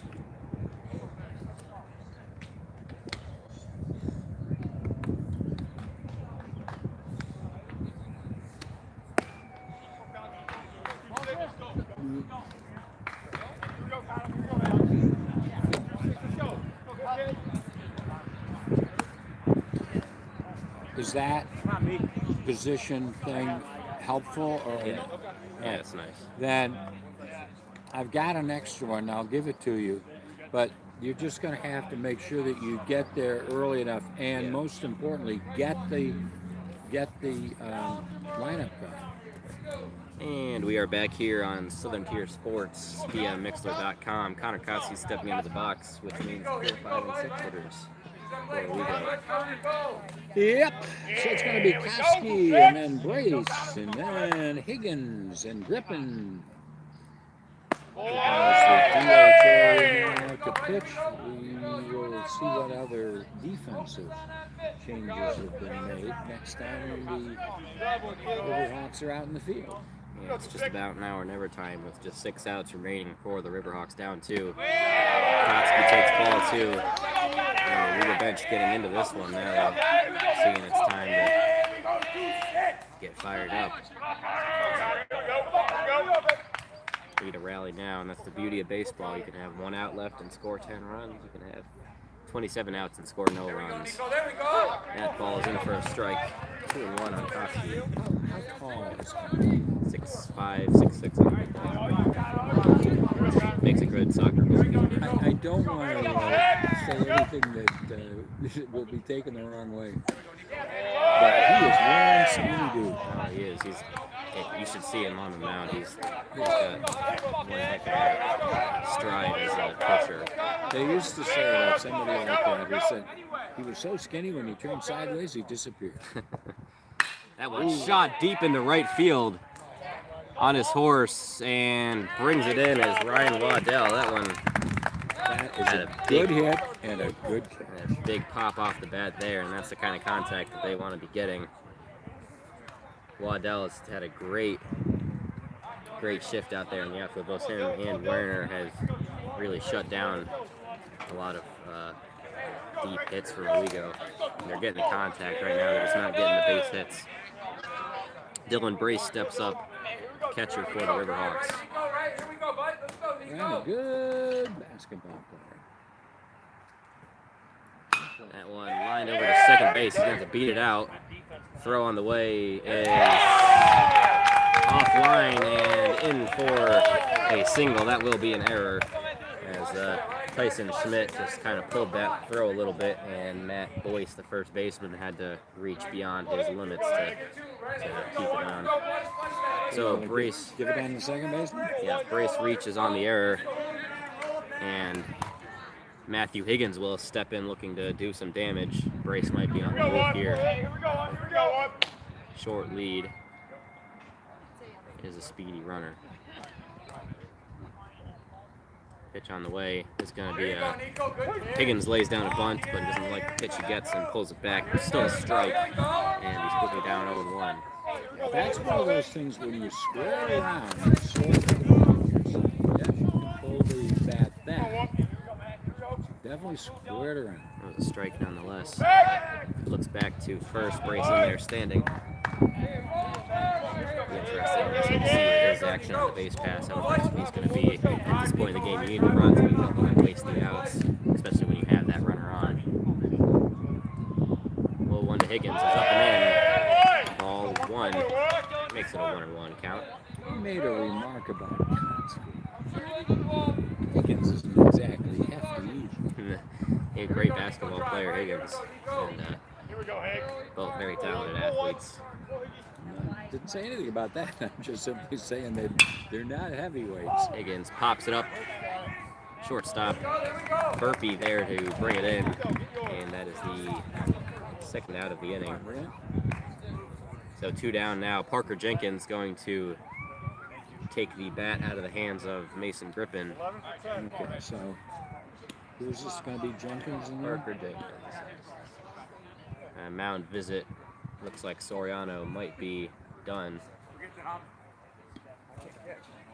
Yep, they're going to take the ball from him, so as a result, new pitcher will be coming in. I think the pitcher trying to figure out they're doing some glove switches. Nico's coming all the way into the dugout. First baseman, I believe, is carrying. He's going to first base, Okay. which leads me to believe Matt Boyce will be the new pitcher. Get the number on his back, dude. Or 12. And Matthew Boyce, yes sir. Okay. Interesting having him pulled there in the middle of an inning where he's not away. Still no runs across. Wego was starting to figure him out and square him up, but they hadn't had much luck yet and given the lead that the Black Knights have. It's an interesting managerial decision. Well, that is why they are the coaches or the managers, depending on what level you want to refer them as. Clouds moving in over here on the east side, I believe. Yep, a little bit worrisome. Yeah, we're getting right when they said. They were telling us 7 o'clock is when the rain's likely to start sprinkling a little bit. No major surprises there. I want this one to last a little bit longer before we go, of course. I want it to last too much longer where it starts to rain here. And Move it in there, Matty. I'll take my sweatshirt off and throw it on top of here. Try to keep this broadcast going for you until the final out. So now Grippin back in the batter's box. Jenkins did not pinch hit for him. Now that we're having a lefty pitcher, Grippin swings and misses on the off-speed pitch from Joyce.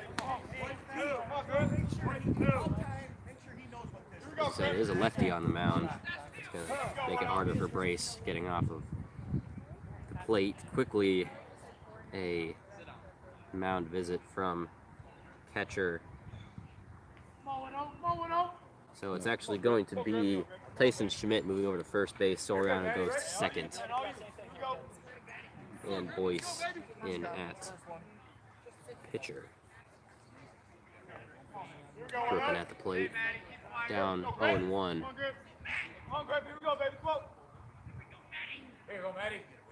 Pitch on the way in the dirt and takes it easily for a ball. Brings it to 1-1. Right, here we go, Rick. Go, Grip. Something hit here. Come on, Grip, let's go, Grip.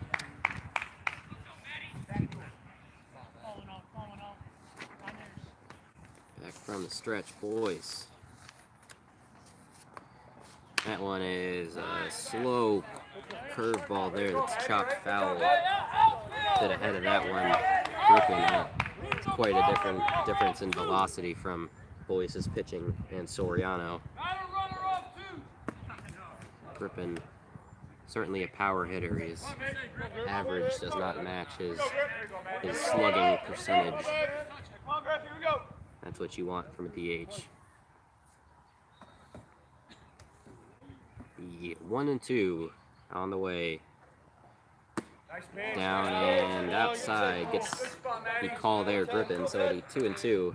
We saw Boyce with an extended leg hold there and gets Brace to hop back over to first before the pitch. This one quick from the stretch and grounded over to third base. Double play opportunity.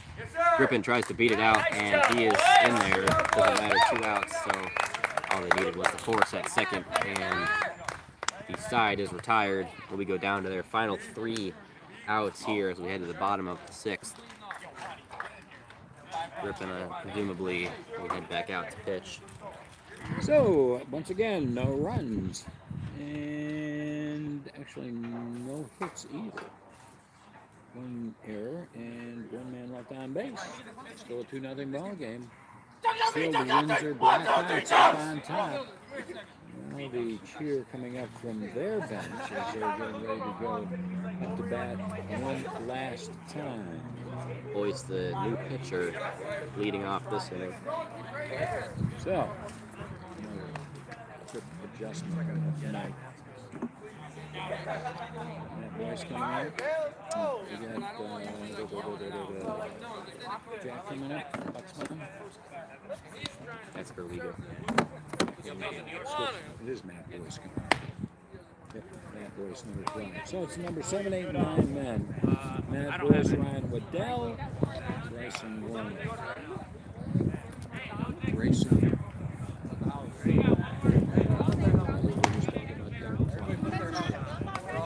Brace back out after throw his feet on pitching. His time on the bases. Yeah, they're perfectly timed. Hope we had a ham sandwich while I was getting the equipment out. So Grippin tasked with keeping this one within arm's reach for Owego. Coming up on their final at-bats of the night.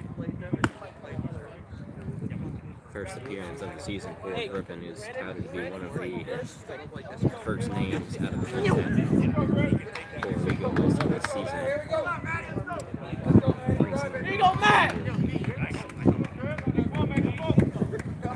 Lewis at second, Higgins at short, and Taylor at third is the way that the dust settles from that change last inning.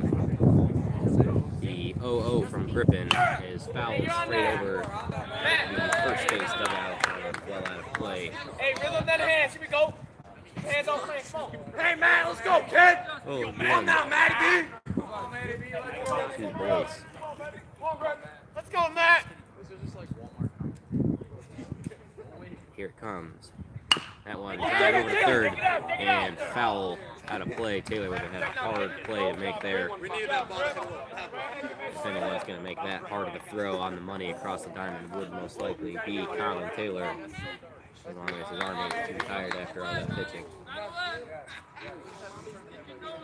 So Boyce will stay alive, 0-2. Grippin back to work. Come on, Matt. That one just outside. Good take there from the first baseman and pitcher. Out for ball 1, 1-2. Hey, Matty B, let's go, kid. Be a dog up there. You don't lose, Matt. Let's go, Matty. Yeah, Matt. Grippin on the way. That one just on the outside corner. No call. The ball 2 and 2-2 on the right-handed batter.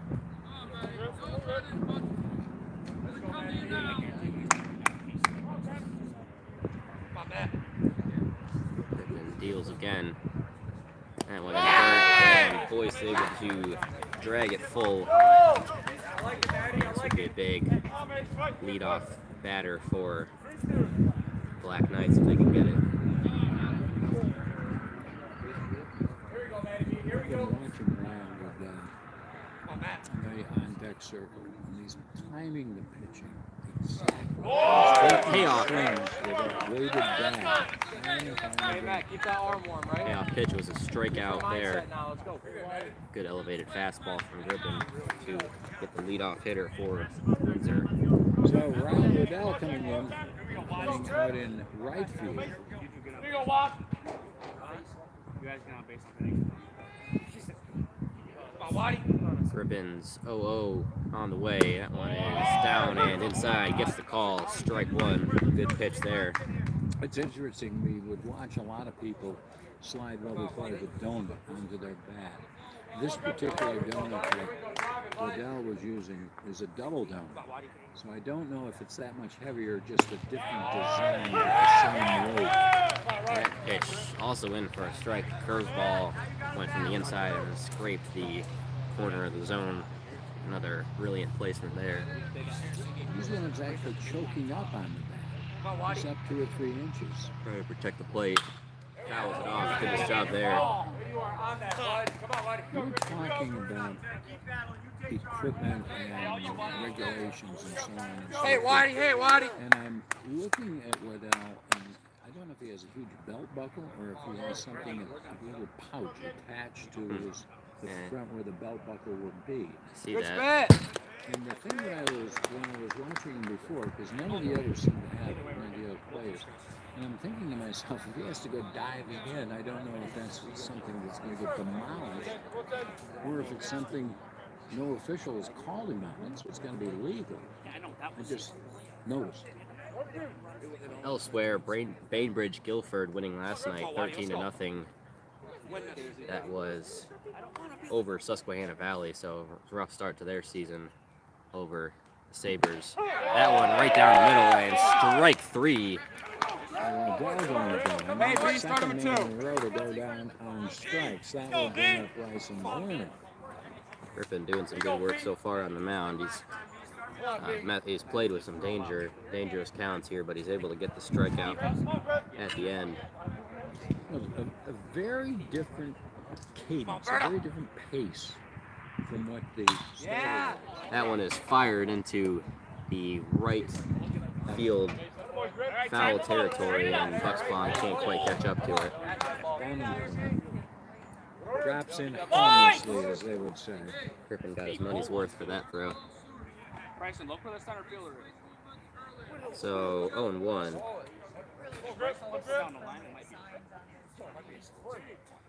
Heavy shift to the right side for Owego's outfielders right now, anticipating an opposite field hit. Boy, good spit. Pitch up there and trying to get the top inside corner of the zone, but it was closer to his nose than anything. Coming back to work, starting to get a little bit dark here from the clouds. No lights here, as we said. That next pitch just off the outside of the plate. And it'll bring up a 2-1 count. Back even. Miss having that scoreboard. Here we go, B, started with 2. Yeah, I'm trying to see the umpire's count. It's a little bit difficult from back here. 2-1 on the way. That one is fouled over over the first base side, so they certainly have their intel from Bryson Ware. He's had off contact so far, but if he can line one down the third base line in the right field, a lot of room back there for him to run. So the 2-2 from Griffin. Good And down in the dirt, and it'll be full count. 3-2, 2 outs. Bottom of the 6th, 2-0. Griffin dealing to Werner. Bryson,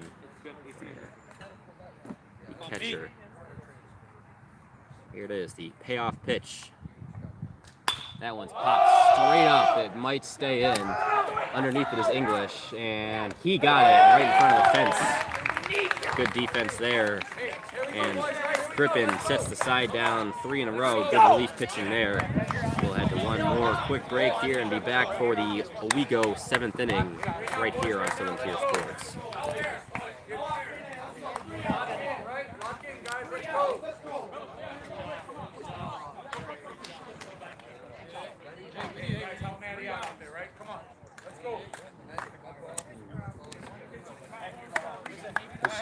least 3 players with that little pouch that they are wearing on their belt. I wonder if it's like a playbook, because we have a playbook. A lot of our players wear like. Let's see, there's one out. And now, so you're looking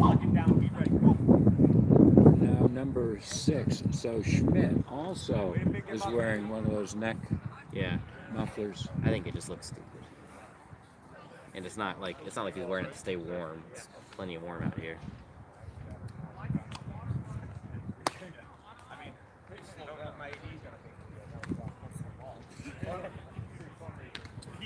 Okay. OFA, going to be top of the order. Top of the order for the bottom of the This is it. game, yeah. Starting off with Bucksbaum. Oh, they said top. Hmm? I thought you said top of the order. Alright. Welcome back to Southern Tier Sports on Mixler.com. The final chance for the Riverhawks here in the top of the 7th inning. They're down 2-0. Matt Boyce, sorry. Staying out there for Windsor. Who's it gonna be before we go? It's going to be Jack Bucksbaum, bottom of the order. Joe Palladino. Then we move up top to Elijah Lewis. A lot of speed threats here in the first 3 batters before we go. Can they get some movement on the base passes? How aggressively are the Wegman coaching staff going to run this one here? TJ, Nick, the sons of the father, Mr. Wegman, the 3 coaches for this Owego team. TJ over at third, and I believe Mr. Wegman, the father, over at first. So Bucksbaum up now, stepping into the plate. 3 more outs left to prevent their first smear of their record. So Jack struck out 2nd inning, reached on a single in the 4th, now coming up here in the 7th. He bunts, and it's a great bunt there, and his speed. Boyce throws it over to first, and he's in there easily. A perfectly executed lead-off bunt there. He put it right in that little gap we were talking about between first and third, or between the mound and third, and then Boyce, I will admit, had a great effort to get down over there, pick it up, and rifle it over. And Bucksbaum only beat it by a step or so, but he's in there nonetheless, and now he's a threat to keep moving. He is a lefty pitcher, so it's harder to get the lead you want. Palladino steps in.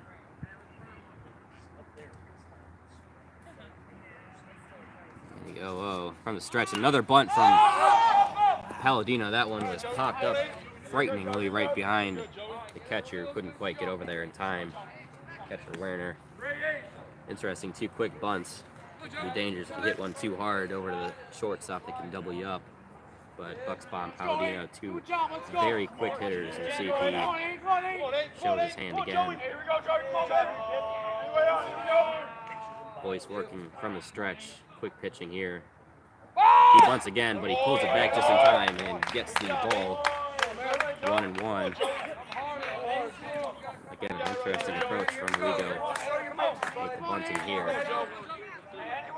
Not letting him swing away. Here comes the 1-1 to the 9-hole hitter Palladino. He squares down again and pulls it back, and it's going to be a strike. So 1-2. Now he's got to swing away. Runner on first. Bucksbaum. Palladino at the dish. No outs. 2-0. Windsor leading. Top of the 7th. 1-2 to Palladino. Fouls it straight back. Stays alive. Well done making the contact there. Owego would really love it if he can reach in this at bat and give 3 chances to the top of the order. Put the winning run, or the go-ahead run, in the batter's box. And he rifles that into left field. That's down, up to the fence. Bucksbaum going for third. The throw is late. And a huge double there.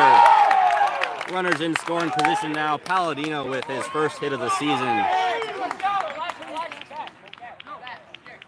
And it brings up Elijah Lewis at the top of the order to be the go-ahead run. Tying run now in scoring position for Owego with no outs. And it's going to be a mound visit from the Windsor coach.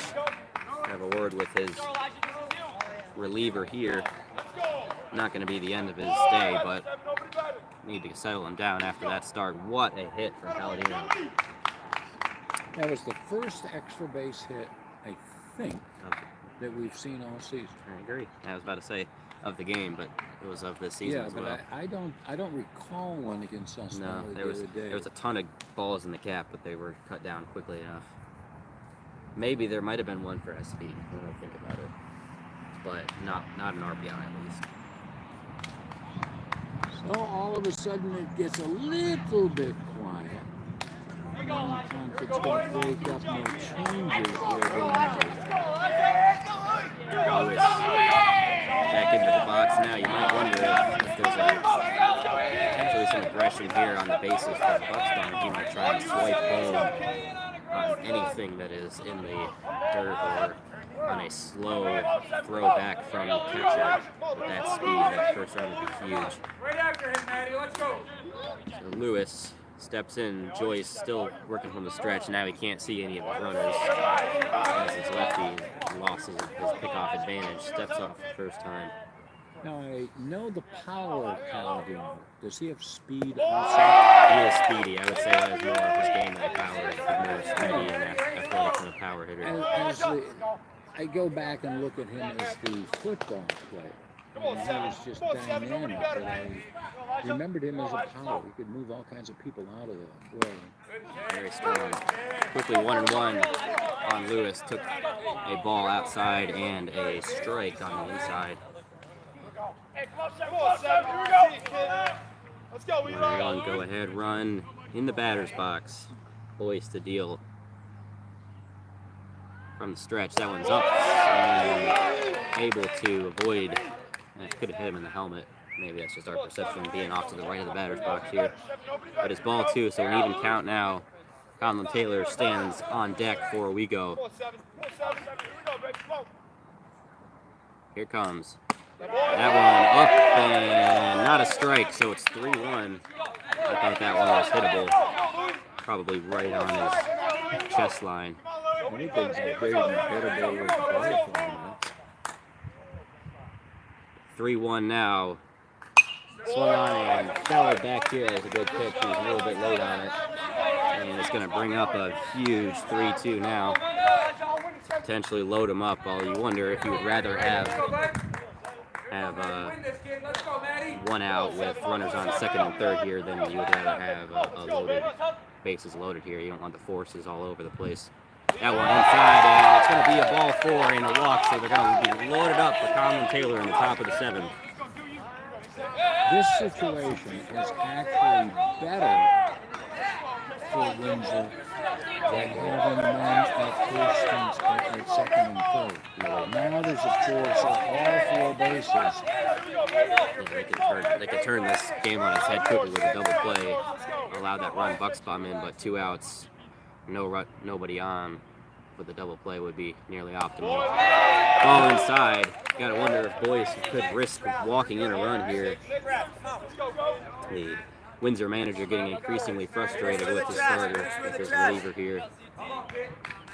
Getting ready to make another mound visit, I'm sure, if this at-bat does not go in the way of the Black Knights. Another ball in the dirt there, but it's squandered quickly and no chance for Buxbaum to swipe home.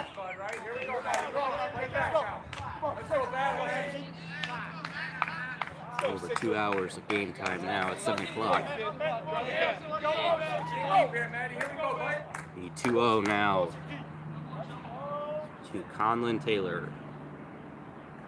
Inside and 3-0. And you gotta think that won't even think about coming off of the shoulder now. So now Boyce is faced with the easiest and hardest task in baseball. Just get one in the strike zone.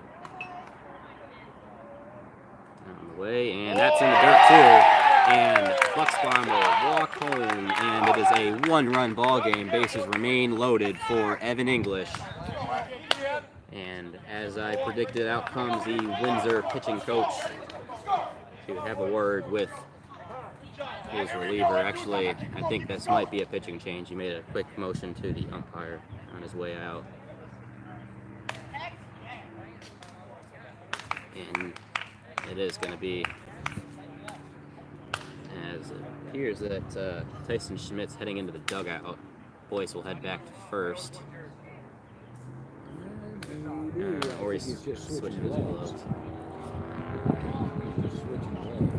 Now he's grabbing Joyce's first baseman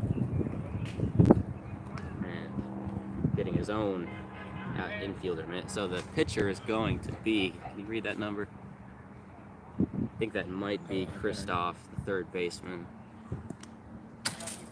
That one almost hit us. 13, Yeah, so it is going to be Kristoff. 13. That is Ryan. Ryan Kristoff, third baseman.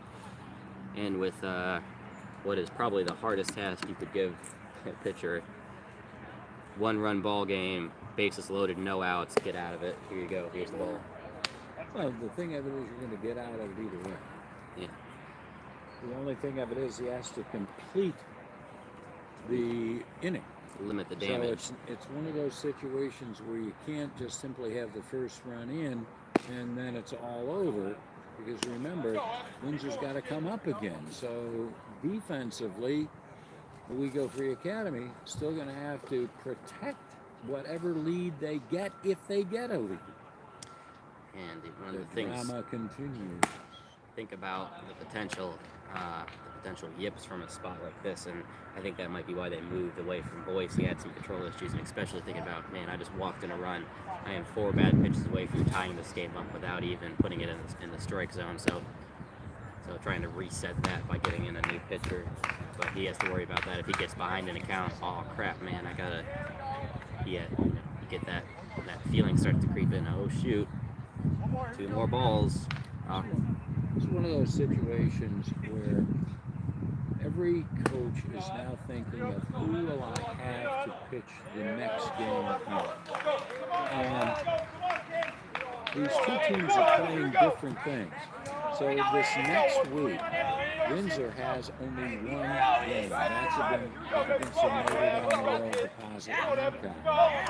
And then coming up next week, or the week after that, they've got 3 games, all against Oneonta. So the schedule here is a bit weird. Here we go now. Evan English in the box. First pitch is over his head, and here comes Palladino coming to the plate. He's saved. Tie ball game. And the first pitch from Kristoff in the dirt gets beyond the catcher Werner. Palladino uses his great speed, bolts home, and is in there easily. And it's a tie game here in Windsor. And that might mean extra innings, which might mean rain, which might mean the equipment is in danger. We will hope for a good hit here from, we have a English still in. Runners on first and second. There. Interesting. It was only the third baseman that came on in. Second pitch is in for a strike to English. 1-1, and as you said, it is surprising that the.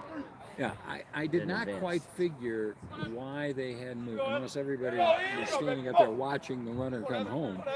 I didn't understand why they didn't advance. 1-1 to English is up and in, and that's ball 2, even count. It's getting a little bit chilly here. Now, the cloud's gone, the wind's picking up. Still that short serve right. Kristoff back to deal. English looking to put something in play here. Get a sacrifice advance, perhaps. That one swung on and missed. Got his pitch there, couldn't quite catch up to it. Strike 2. 2-2 now on English. This would be a huge out for Kristoff.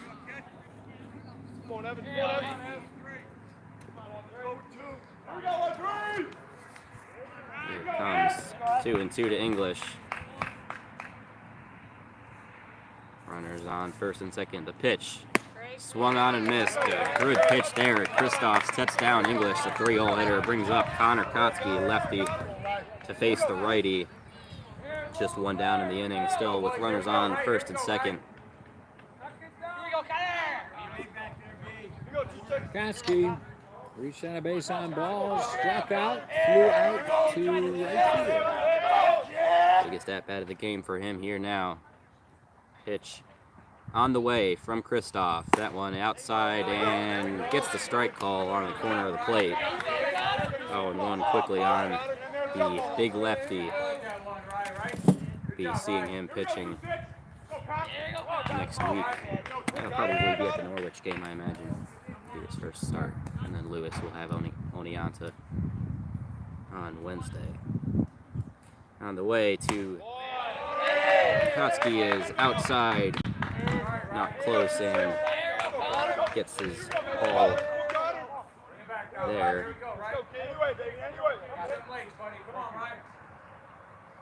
And 1-1. Here it comes. In the dirt, and no advance. Good stop from Werner there. Get his chest in front of it. He's been a very solid defensive catcher tonight. Had some good throws down. He's always getting in front of it. Very few pass balls.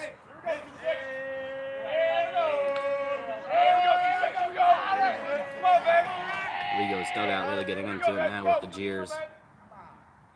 Nonetheless, the 2-1 on the way to Kotsky. Swung on and fouled back. A little bit late on that one. One of the things that I like about this season, I was complaining before, saying we're not able to find out the results of games. And that's pretty much true as far as the media is concerned. There's no good central location where you can get all the games around the area. But Section 4 has done one good thing. Talk about it after the pitch. There you go, 2-2. Down, and he pushes it full, so 3-2. One out here. Richie Turnbull and I think probably Jeff Ferrara have gotten on all of the athletic directors of all the teams around the area. And as a result, they've tried to get people to post the scores on Schedule Galaxy this year. Payoff pitch now to Kotsky, 3-2. Try to get time. The pitcher already started his motion, but it doesn't matter. It's ball 4, and the bases are loaded again for Dylan Brace. So as a result, you may be able to go into Schedule Galaxy and search for the team and then just simply look because they're posting the scores there. They did it very faithfully during basketball season.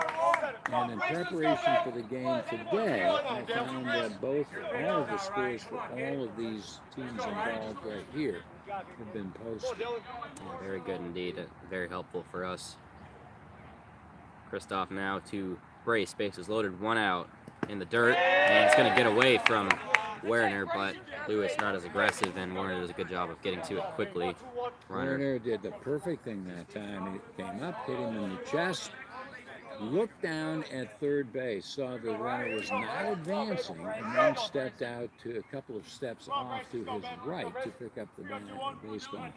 Taylor got a huge lead at second there, nearly halfway to third. No one's holding him on. Here it comes.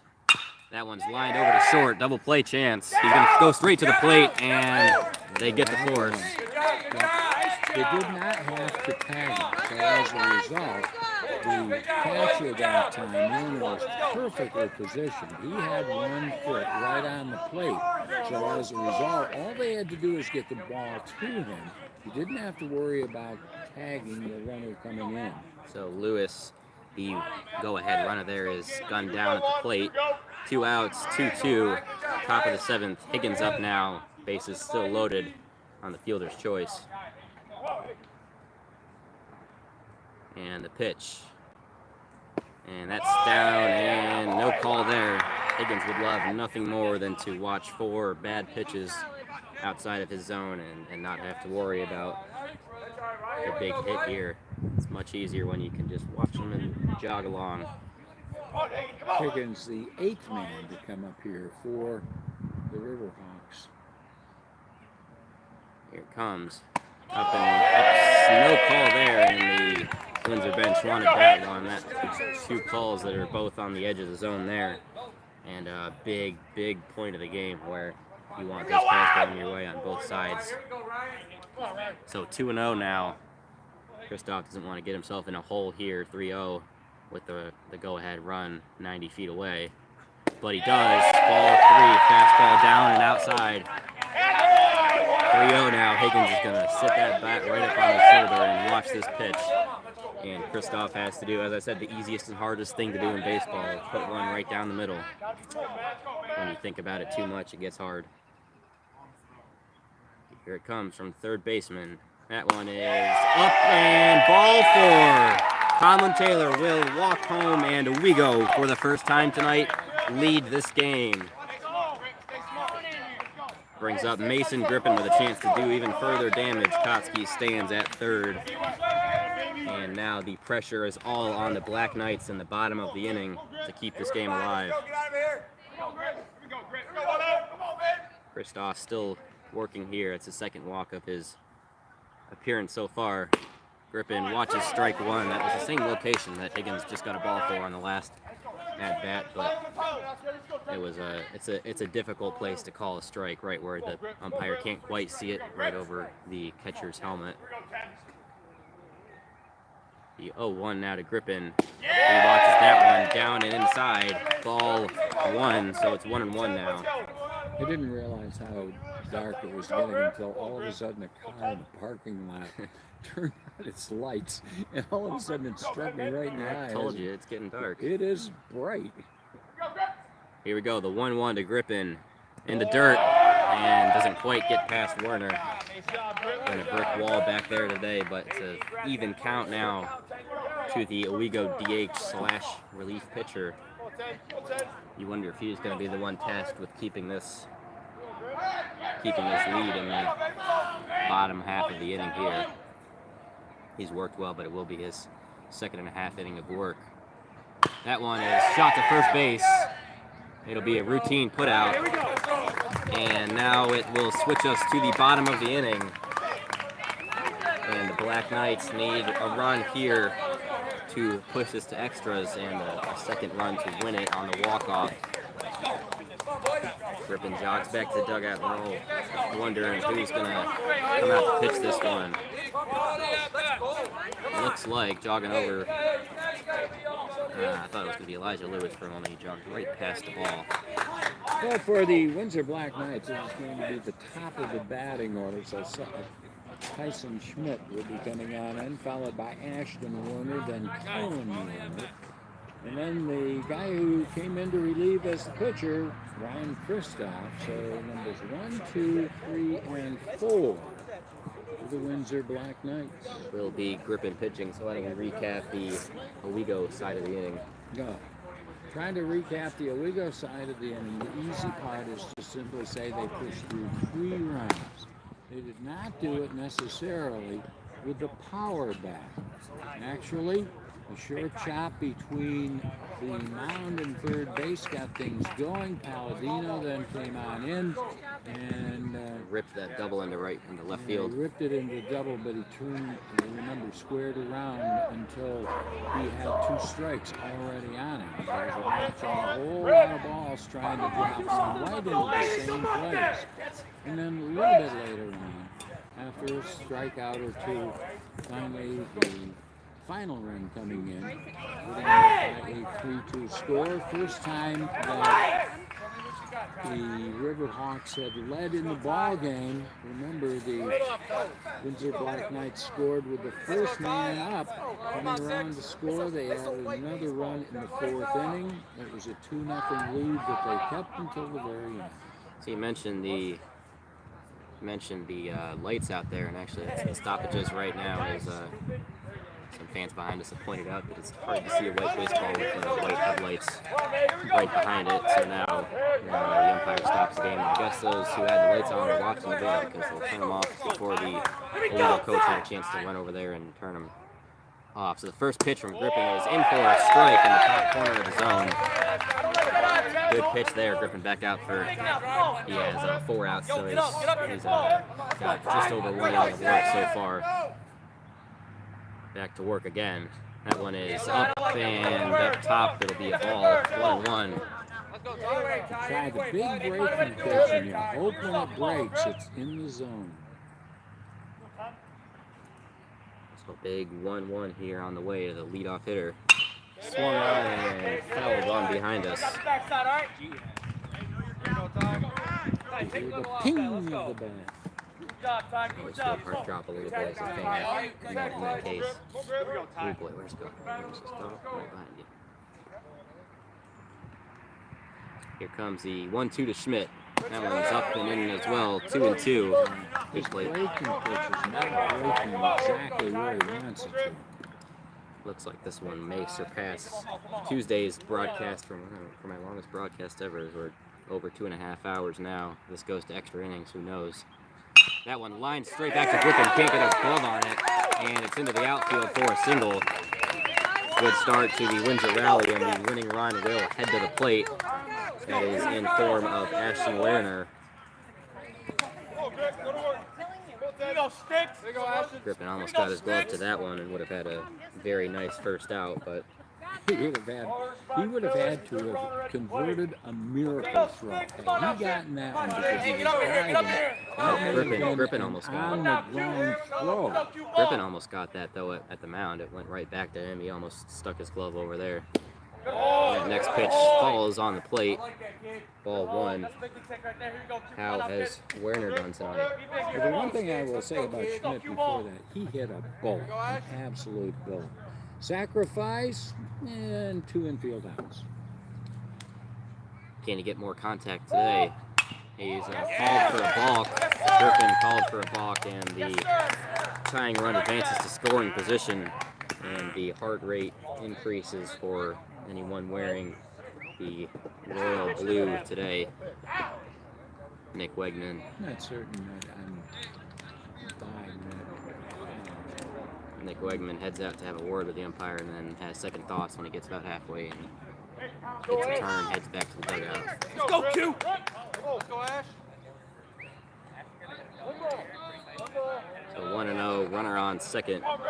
Double play opportunity gone. Here we go, Q! Winning run at the plate. Griffin from the stretch, bunts it over and foul. I like that. Just trying to force that runner Schmidt across at this point. No That's what I care how to thought. do it. Is that your team, boss? No, we don't have a shape of us. It's been, I've seen that bus has been circling the campus for most of our game today. I keep seeing it That pop up. bus was the one with the blinding light was coming, but not straight on for the. That's not the one that they had to turn off. That was not in the line. 1-1 in for a strike. A good fastball there off the corner of the plate. And it's 1-2 now. This would be a big first out for Griffin. Might find his position on the mound in jeopardy if he fails to get this out. And here it comes. That one is grounded over to third and foul. Just barely, and the Windsor crowd disagrees with that. And honestly, from my angle, I can't say that I agree with it either. Might have gone right over the bag. Lucky enough for Owegos, that would have easily scored the tying run.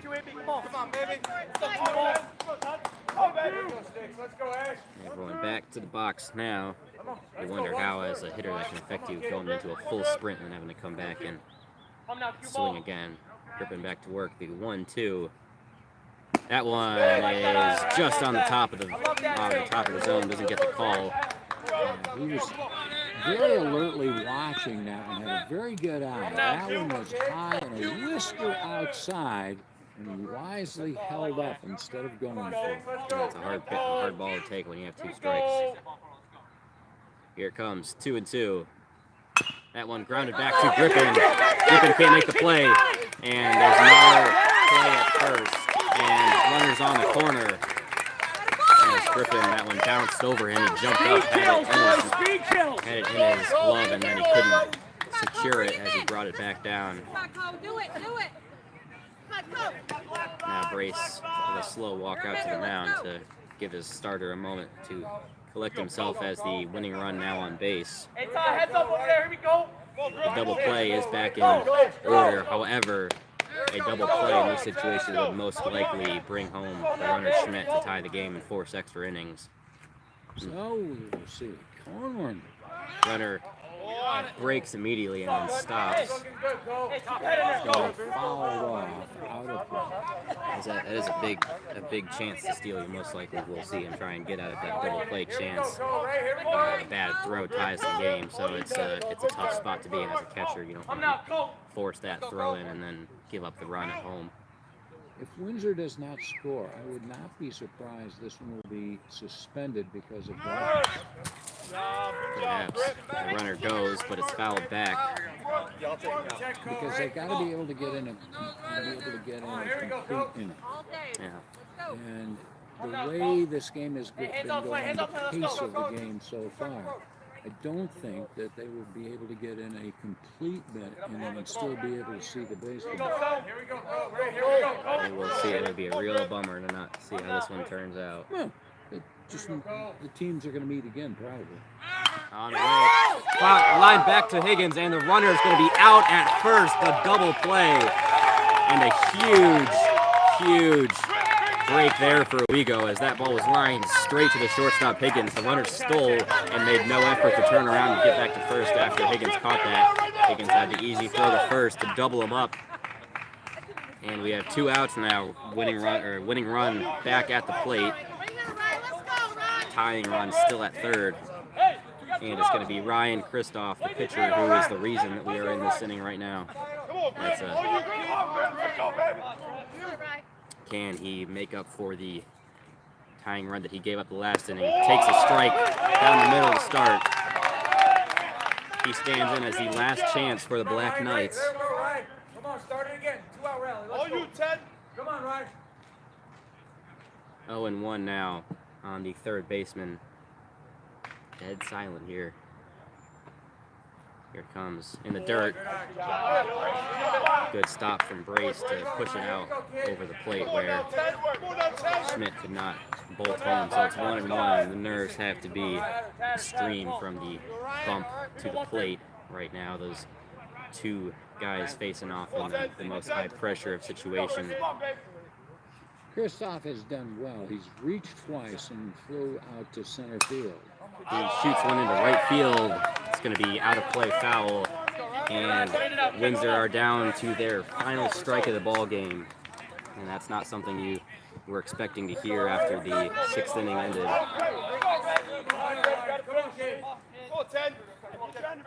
1-2. Runner on third. Kristoff at bat. 2 outs. Bottom of the 7th. Owego leading 3-2. Good job here, kid. On the way from Grippin. And in the dirt. Squashed up by Brace. Kristoff took the bat off his shoulder. Didn't quite go around. And it's going to be 2-2. Hey, we're 2-2 now. Here we go. Let's go. Come on, Ted. Let's go, Greg. Come on. And 2-2 from Kristoff. Calls timeout as didn't like how long. Yep, exactly it. Didn't like how long Grippin was taking to get back to the mound there. Play the psychological game. Here we go, Ryan. Here we go. So, Mr. Number 13 with a light green bat.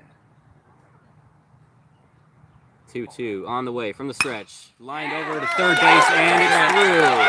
Tie ball game. Kristoff with a huge hit there to stay alive. And now the winning run on base. Alex Burpee at the plate. Huge hit there as they're down to their last strike of the ball game, and it's going to force extra innings now at a minimum. Winning run 270 feet away. I would not think that we're going to continue this. It's getting just too Hey, let's go, Bert! Grippin's pitch on the way in the dirt. Ball 1. Find something to drive it. Come on, baby. Come on, Bert. Here we go, Bert. We'll say this is a nice change from Tuesday's game where it was over by the 3rd inning. I have many times said I would rather see a really close, exciting game, win or lose, than a one-sided yawn. That pitch ups in and 1-1. And it's going to be, I think, an issue with Grippin. I think we may His have gear. pulled muscle. Yes.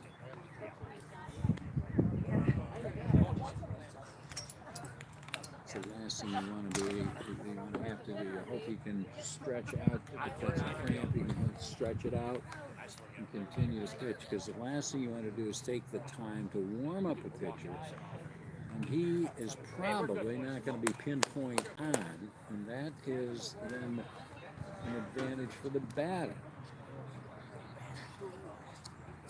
I think they're just going to leave him. Right now, yeah. He's able to stay in a little bit of a limp. It is that back leg that rests on the mound. He's going to get some warm-up pitches trying to work it out. It is one of those things. I'll tell you, now he comes in, he took one pitch, and I think he's going to take himself out of the ball game. Yep, that's exactly what he's going to do. He took one pitch, says it hurts a little bit too much, came over to coach and said, I'm out of here. And as a result, we are having a pitching change very late in the ball game, I want to say. Matthew Higgins going to take over on the mound for Owego. And it's going to be a big spot for him. He's got a couple outs to get here, or just the one out. Higgins was the easily winning pitcher the other day. Didn't he? Lewis. Who started? Elijah Lewis. I'm going to ask Coach Nick Wegman here if he comes by close enough to us after this meeting with the other umpire, or with the other coach, if we're going to play an extra inning here. They do not have a fluorescent ball. Looks like they will try and finish this one out, which is a bit of an advantage for Owego given the lack of visibility, but it hasn't stopped Windsor yet. Burpee steps in. I believe this is going to be Higgins taking over in the middle of an at-bat, if my memory serves. Yeah. It's going to be difficult on the pitcher as much as it is a hitter. On the way, Higgins from the stretch is line straight into right field over his head. It's going to put the go-ahead run on second base. I was surprised that they didn't call him around the third. I don't know the strength of the arms of the center fielder and the left fielder for Connor Koski is a pitcher. He can throw from the fence to home plate with one hop. So you don't test his arm. Palladino, center fielder, is more of a range guy, but he's obviously very strong. Yeah, now Nick Soriano, who started as the starting pitcher, now comes in with the opportunity to possibly win this ball game with a key hit in the right place. Right there, right there. Talk about winning your own game. The ball one on him. Next pitch is foul tipped back and caught. 1-1. Ooh, how did that one? He went for it with gusto, as they would say. So Owego do not have Windsor on their schedule for the rest of this season. So he's going to call him 2-1. So if this does end here without a clear victor, I wonder if there would be an afternoon where we would take a trip up here for one inning. We would not be here. The teams would be here. The 2-1 to Soriano is swung on and missed. 2-2 again. Took a big hack on that. As you can see, Higgins' velocity is much lower than the two pitchers that Owego have thrown out today. But he has a nice break on it. And that can be hard to see slower pitches after dealing with a guy like Conlon Taylor who gets into the 90s. Let's go. A situation where Nico doesn't need the muscle ball. He just simply needs a well-placed hit. Exactly. That runner in scoring position. That's why they call it scoring position. Any base hit should be typically enough to score from second if you have the right jump. There it is. Swung on and missed, and Owego escape without a loss in regular time. We're going to see here at the conference at the home plate area. I cannot imagine. I would feel if they... In any event, that's going to pretty much wrap up things at the moment. It looks like it's a 3-3 ball game. Tie, still a discussion. All of the Owego Free Academy players out on the field waiting to hear what the decision is. And some of the Black Knights come out. Interesting, no Windsor coach involved in that plate meeting, just the Owego coach and the umpires. Well, it's a situation where, you hate to say it, but the umpire has the decision. the coach is sort of out of it. If the umpires say that it's too dark to play, that's it. And it looks like that's it. Yep, looks like they're shaking hands and going to get ready to get out of here. So it was a situation where Windsor scored one in the top of the first inning. They scored another one in the bottom of the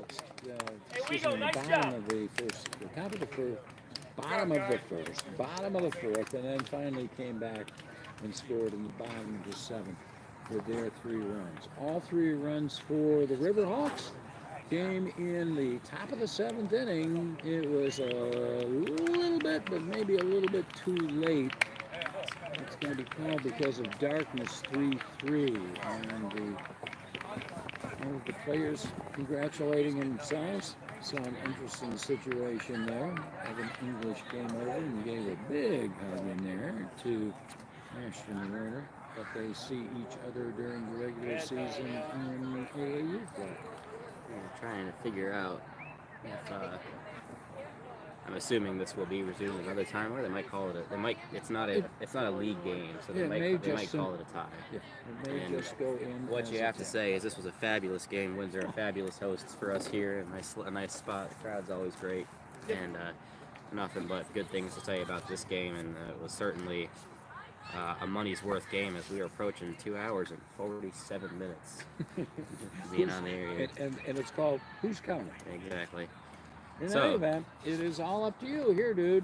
So we thank you very much for tuning in here today on a marathon of a broadcast. We hope to have you tomorrow for hopefully a shorter game, Owego versus Shenango Forks flag football. And we really appreciate your support here on Southern Tier Sports. So for Harry Graves, I am Daniel Kennedy. We thank you for tuning in to this coverage of Owego Riverhawks baseball live here on Southern Tier Sports. Good evening, everybody.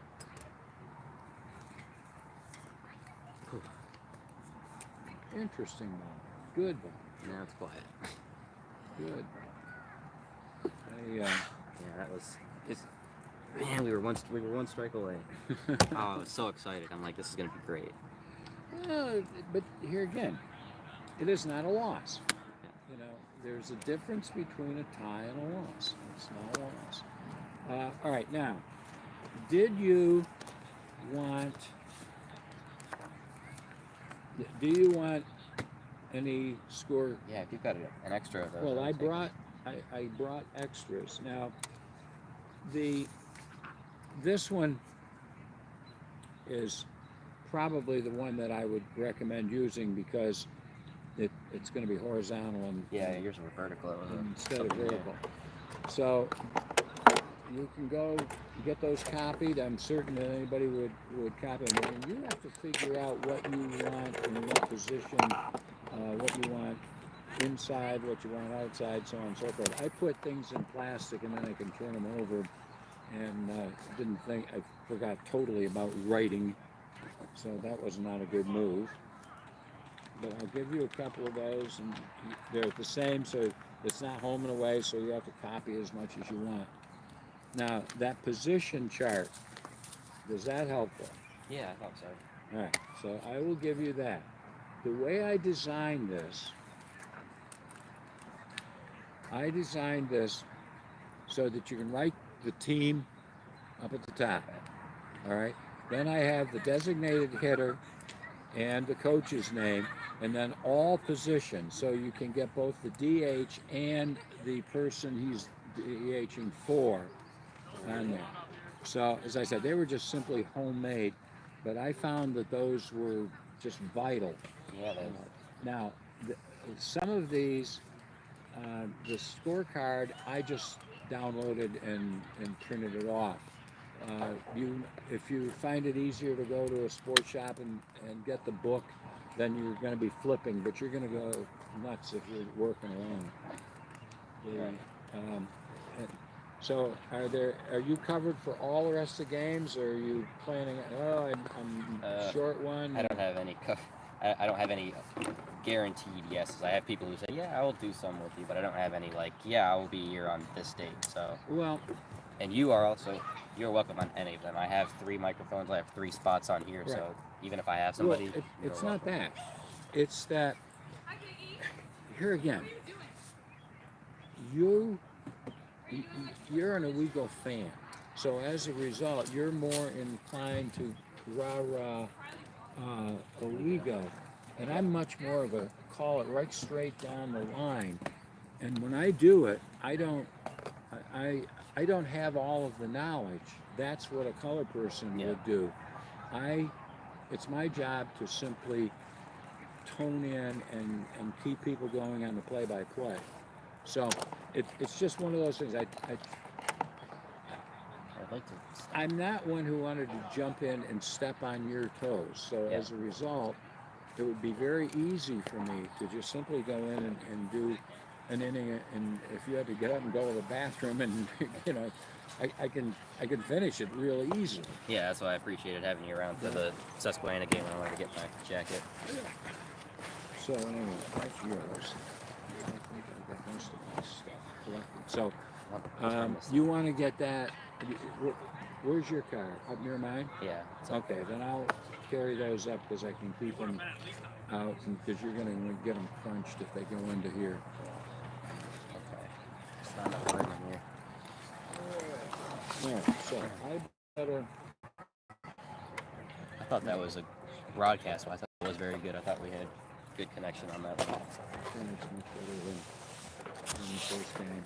Well, I think we were both a bit out of our element for that with the weather. Well, I know I was shivering half the time. And yeah, absolutely. And the other thing that you want to do is go listen to your own games. They're not easy to do because you can picture what was going on. But if you do that, then you can pick up little things that you're saying. Yeah, I try. I mostly just cringe at my own voice. So. Oh, but we all do. We all do. But that's the only way that you find out what you're repeating or what you're sounding goofy on or things like that. I'll see you. I'll be there. Old age is not fun.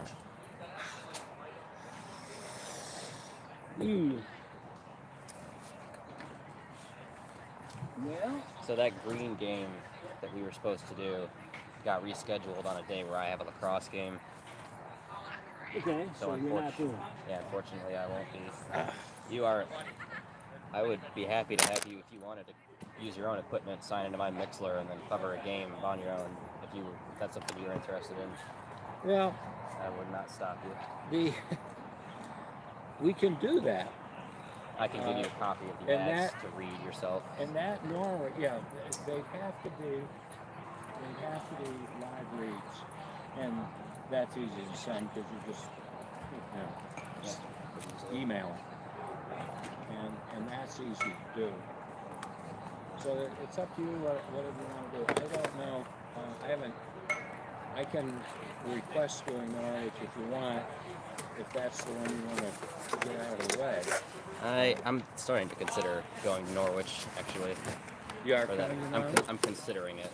Well- I wasn't going to just because it's an inconvenient time and a long drive, but I'm starting to think that, Well, it should be a really good game.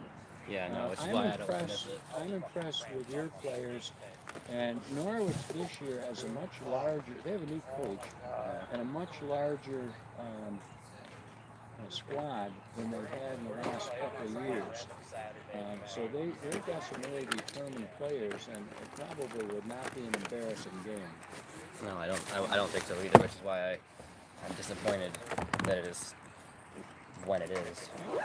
I would have to miss school to get there on time, and that's what my mom is worried about. The thing about that, I can go down and get things in place. And I have a card table, so we could go table and not have to sit up in the. We could, we can make it work. Okay. That's Monday. Yeah. So you've got to let me know, what we're gonna do. Okay. So, that's my long cord. Did we get the green back in?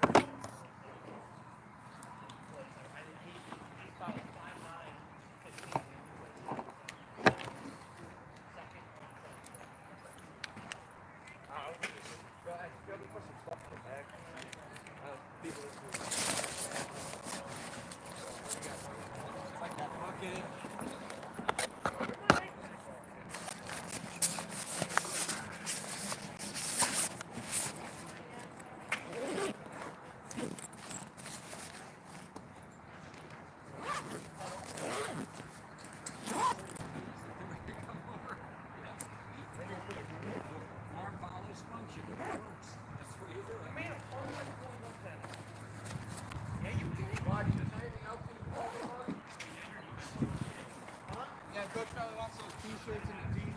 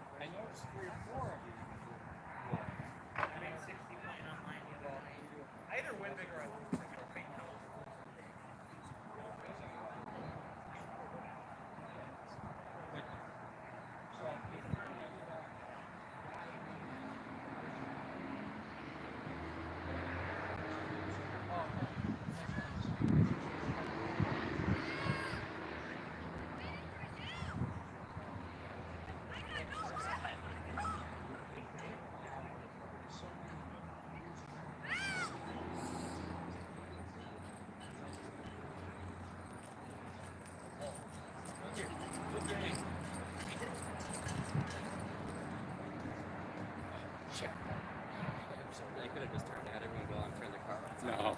No, you and I wouldn't have been able to see a damn thing. Yeah, 'cause they'd probably be in the bottom. They'd probably just be finished up the bottom of the. Okay, so this was my cord that you brought over. Okay, because Those are all yours. I was trying to. All my stuff is gone now. So Well, I know your stuff is, but and this guy's thing. I, just leave it. Don't worry about it. Well, I moved it, so I'm just trying Son to of put a it gun. back. Guy wanted to. I don't mind sharing the wealth, but damn it, get here early enough so I know. that you don't. You know, Well, he was like, we're just getting started. He's like, hey, Yeah. sorry, he sticks it all No. in. Be a jerk about it. Maybe he wants to listen to it. Yeah. No one's listening. All right. I guess. Oh, a chair with a back. Welcome tonight. Yeah. I got here. I saw this and I'm like, oh man, Well, this is not gonna be fun. The I can't believe it. I swear that the last time I was here, I used up on that other up on the other field. I thought the baseball field was over Maybe there too. not. Well, no, I gave you directions to go there, damn Well, it. luckily because I got off the highway right behind the Hugo bus, so I followed them and like, wait, they're turning there. Oh, that's not what Harry said. I'm like, Yeah. they'll probably figure Well, it out. I'll follow them. The thing that I immediately noticed is when I came up and I saw all of the orange or the yellow around the field, and I said that usually is a sign that there's, it's around the outfield fence. And anyway, my error. Anyway, I guess I can do that. Get this sort of. You just hang out there all night. No, You don't feel bad and probably stuff. going to be one of the coaches. All right, is that small unit is not yours? Nope. All right, I got my cell phone. Just want to, yeah, you gave it to me. I just want to make sure. I stuck in my pocket when we were trying to get started. And I'm like, oh, Once you're an old guy, before I get out of the car, I put my hand in my pocket to make sure I got my freaking car keys.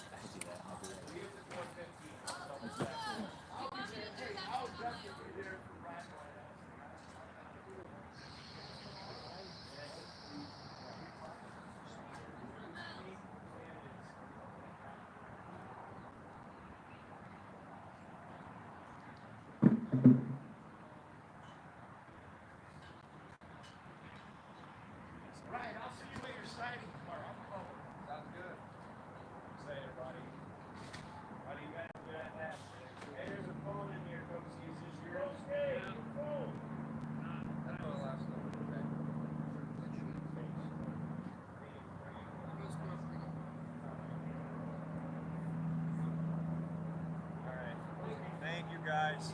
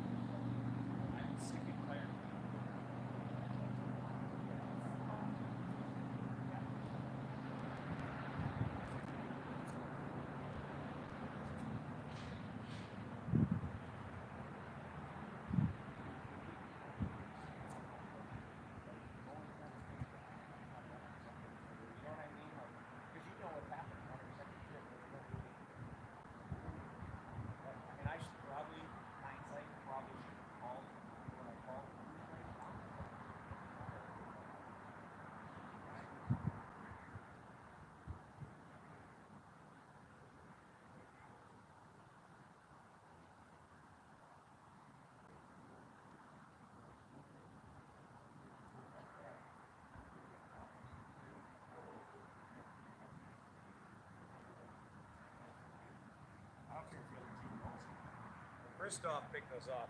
Yes, he did.